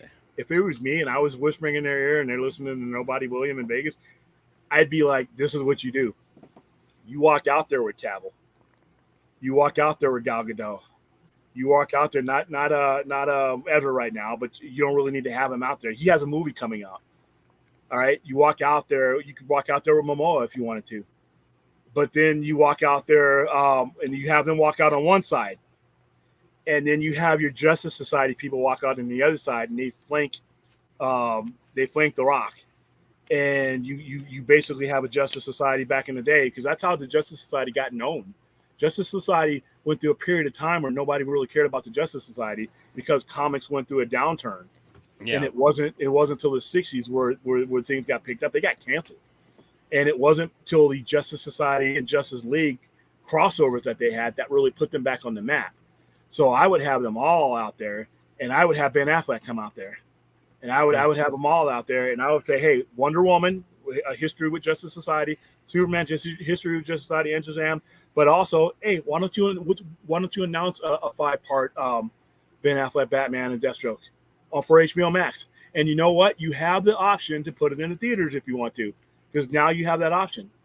I would go all out. And I wouldn't give necessarily, I would say coming soon. I would have a big old banner coming soon, and I'd have all these guys walking out. And I would inundate people with news and speculation. And then after that, I'd announce the date for DC Fandom, more details coming soon. and you just keep the hype conversation going. Yeah, I wouldn't. That would be, yeah. Wow. That'd be a great way to springboard that for sure. Yeah, and just keep that momentum going because Cavill coming back for us would be great. Us people who've been following all this would be great. Have him coming back as Superman, but you have a popular Wonder Woman, you have a popular, and to be honest with you, if I'm DC right now, DC Films right now, no matter what happened with Ezra Miller, I think you're probably going to end up having to recast him anyway. But due to the nature of the Flash character, you can do that without missing a step in the storyline. All you have to say is that at the end of Flashpoint, wherever you want to call the Flash movie or whatever it's going to be, you're consolidating several universes Flash. They don't all look alike. And the final Flash that survives it all is a new actor. Because, and then if you want, make that announcement, I mean, at the next year. But you don't even have to touch the Flash stuff right now.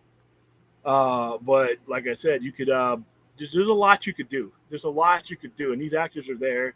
They're available. And if we don't get to Snyderverse restore, but we get something, you need a jumping off point, and I think it'll be a lot of fun to have. Because like I said, Wonder Woman 3, I'm not excited about Wonder Woman 3. Heck no, I'm not excited about Wonder Woman 3. Not at this point, at least. I mean, yeah, but I don't even have to have them in solo movies. Just tell me that they're going to be in Black Adam. Just tell me that when The Rock jumps forward in time and is done with the Justice Society era, now he's got to deal with the Justice League or members of the Justice League. I mean, as he has, Yeah. But yeah, it's just potential to do it with. But I say they just blow the roof off of it. Blows the roof off it. And by the way, announce a DC Film president too, because that's really who should be giving this. The head of Disney, not Bob Iger. Chapek's not going to be announcing Marvel stuff. It's going to be the head of Marvel Studios, right? So who's going to be making these announcements for DC Films? Is that is it Walter? It's Walter Mano. He might get booed. Yep. Yeah. That should tell them something right there. When you can't even confidently put your president of DC Films up on that stage. Yeah. Without being worried that they could get booed. And I feel Hamada could very well get booed at this point. And I know there's issues with Ray Fisher directly that he probably earned that heat for. But as a film executive, had he had different supervision, had Zaslav been there this entire time, we might be having different conversations about even him. Yeah. Which is sad because, like I said, people, as much as I want to hate some of these people, these are respected film executives that under the right supervision could have probably done some really special things. But there was not that person there, and they weren't those people. They were stopgaps. And they ended up paying. But yeah. I keep forgetting that Walter Hamada is currently the DC Film president because really hasn't done anything. Nope.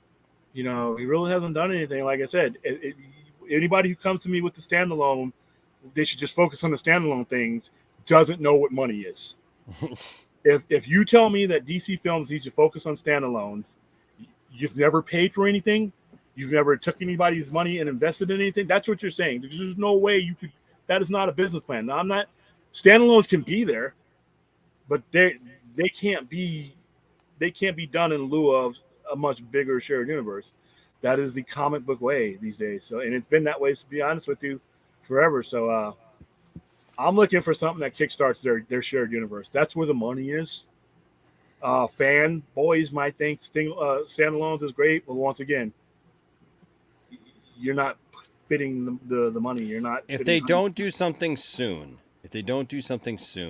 No one's going to care anymore. Exactly. Because we're almost at that point right now, to be quite honest with you, where a lot of people just do not care about DC. They're not winning Marvel fans over, right? So we're not bringing other people over from the other side, and saying, "Oh, hey, we're competing now." People don't think that we're competing. And I say we because I'm a huge DC fan and I want to see. Look, I like Marvel, but look, I'm a DC fan, man. I love DC and I want to see DC comic properties do well, man. I think that it's good and it's healthy for everything. It's good for Marvel even if DC does well because these types of movies then will be able to flourish and whatnot. But I mean, my God, like It's been the 5 years since we've had Superman on the screen that hasn't been compromised or cameo. Hey, real quick, this guy. blows my There's no mind. reason why they cannot. There's no reason they own that IP. They can use Justice Society of America, no problem at all. They're using them. They're about to use them. Hawkman, Dr. Fate, all of they're using those iterations Yeah, of why? it.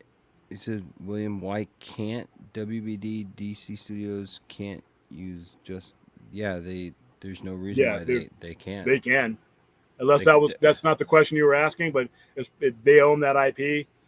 That's theirs. They even own the IPs that are That's part of the it. beauty of DC, man, is Yeah. that DC literally owns everything.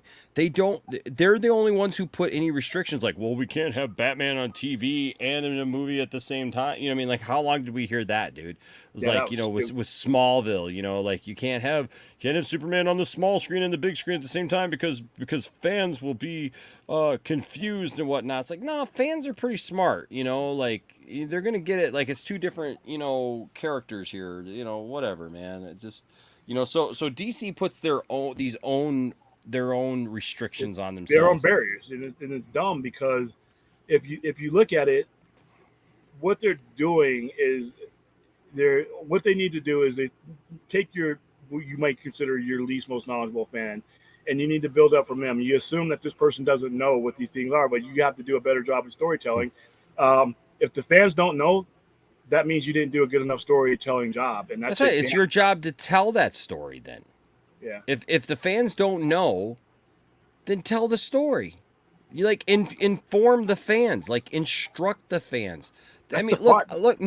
nobody knew anything about Iron Man, and Marvel instructed people, man. You know, like nobody in the modern era knew, you know, anything about, you know, Thor and Iron Man, and you know, barely knew Captain America or whatnot. You know, and the thing is they did a great job of informing the public of who these characters were, why people should care about them, and now look what they've created, right? So if we're gonna sit around and say, well, you know, nobody knows who these characters are, well then screw that. Instruct them, Warner Brothers. Those are your IPs. Work towards that. And with Fix it. With Warner Brothers, they can use their actual major IPs to shed light. Just like I said, if you're not willing to go on the ride just to find out who the Justice Society is, I got other characters that can shed light. When nobody knew in 1960 who the Justice Society were because they'd been on the shelf for nearly a decade, we brought in Superman to reintroduce them, which should happen now.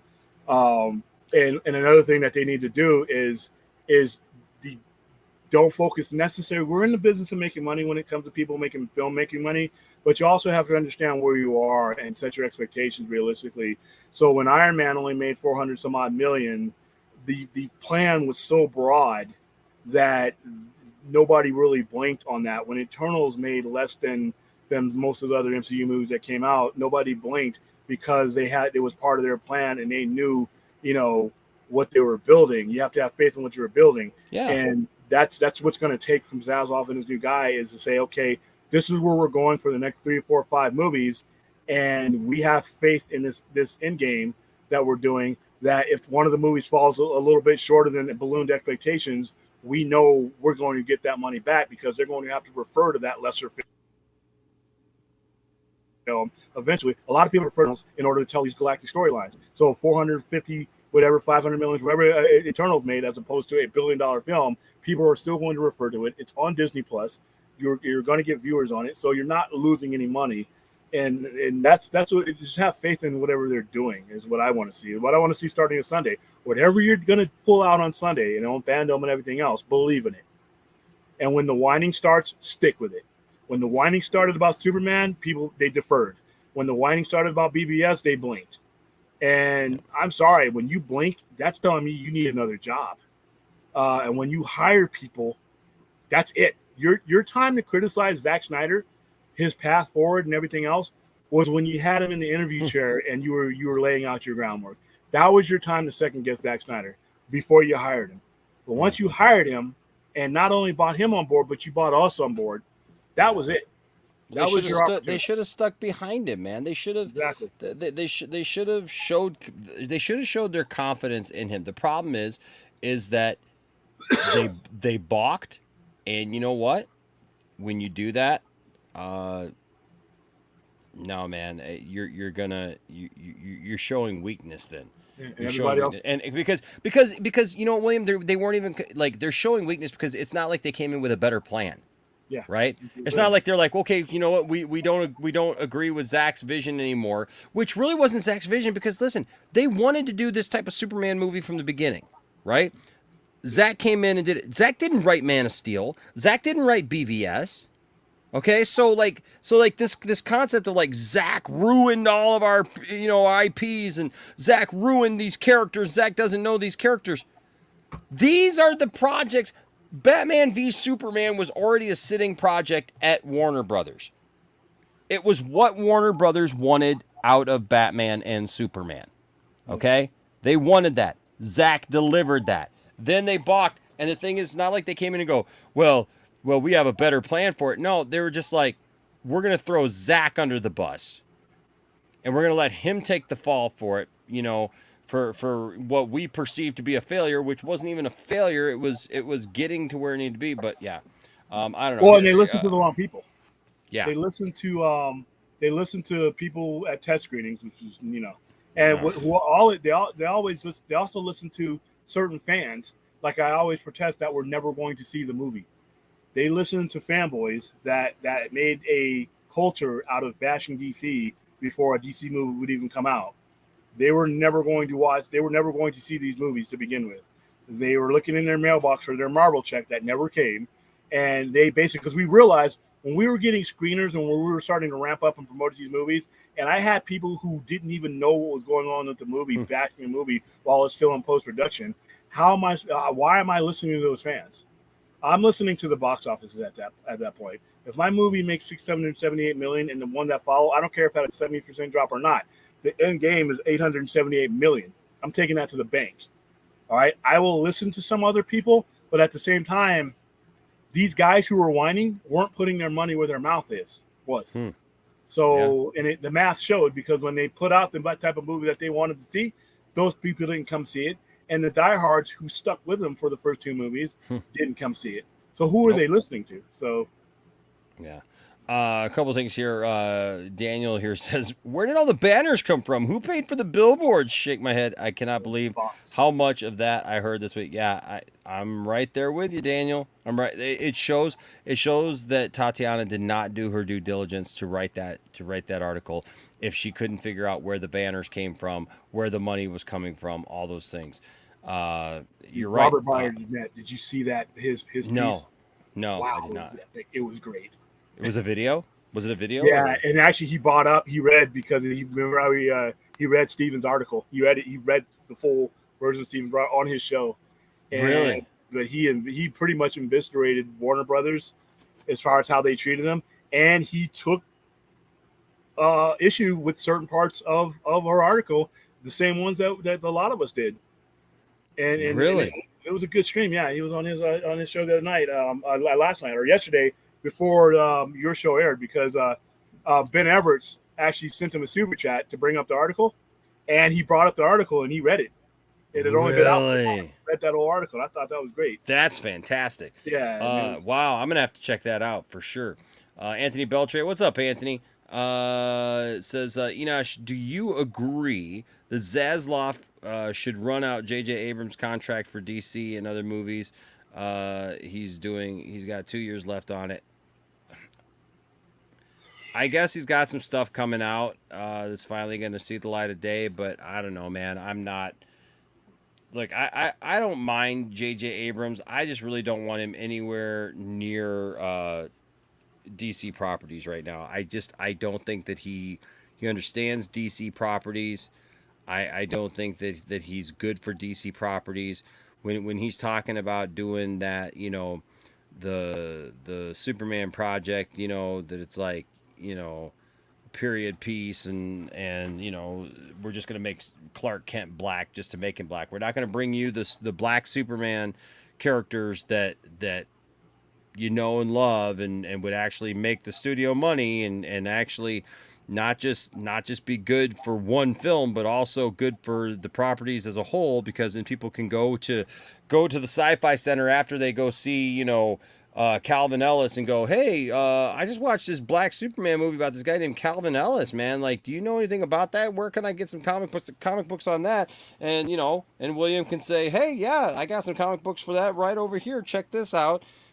Instead, they want to just make up a new character and be like, oh, can I get some Black Clark Kent comic books? Hey, William, can you point me in the direction of some Black Clark Kent comics? Probably not. Unless it's unless it was some Elseworld, thing that doesn't really exist. You know what I mean? It's dumb. Yeah. No, I hope probably they use that word Elseworlds a lot more. I hope to hear that more. If I hear multiverse in DC, I'm really going to be disappointed. They really used they came up with the term multiverse. They created that term to begin with, but it's been overused. I think they should use a term that really brought them along in the 90s. Or in the late 80s, early 90s, in Elseworlds.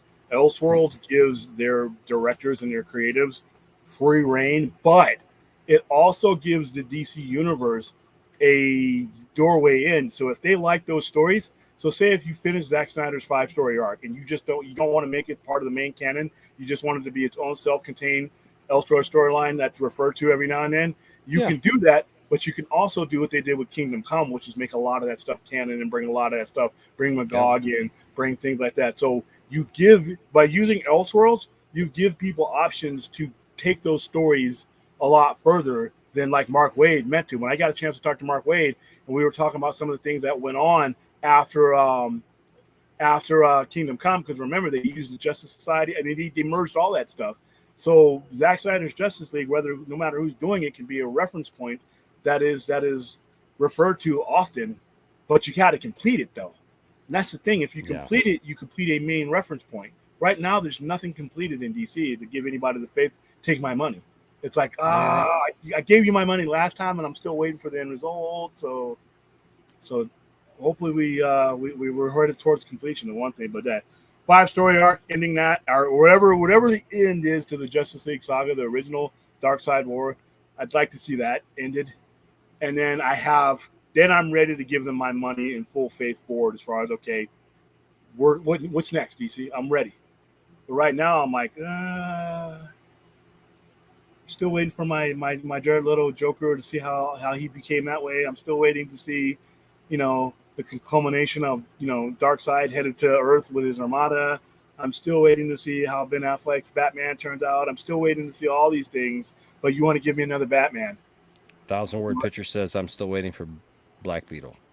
You know what? I mean, you want to give me another Wonder Woman story detached from the DNA of that character when he really never came. I got to see a death story for Wonder Woman, and they hinted that she's killed by Darkseid's forces, but I never got to see how, why, and the ramifications of that. Right. I want to see that before I see another Wonder Woman. It's just a lot of Flash. I want to see.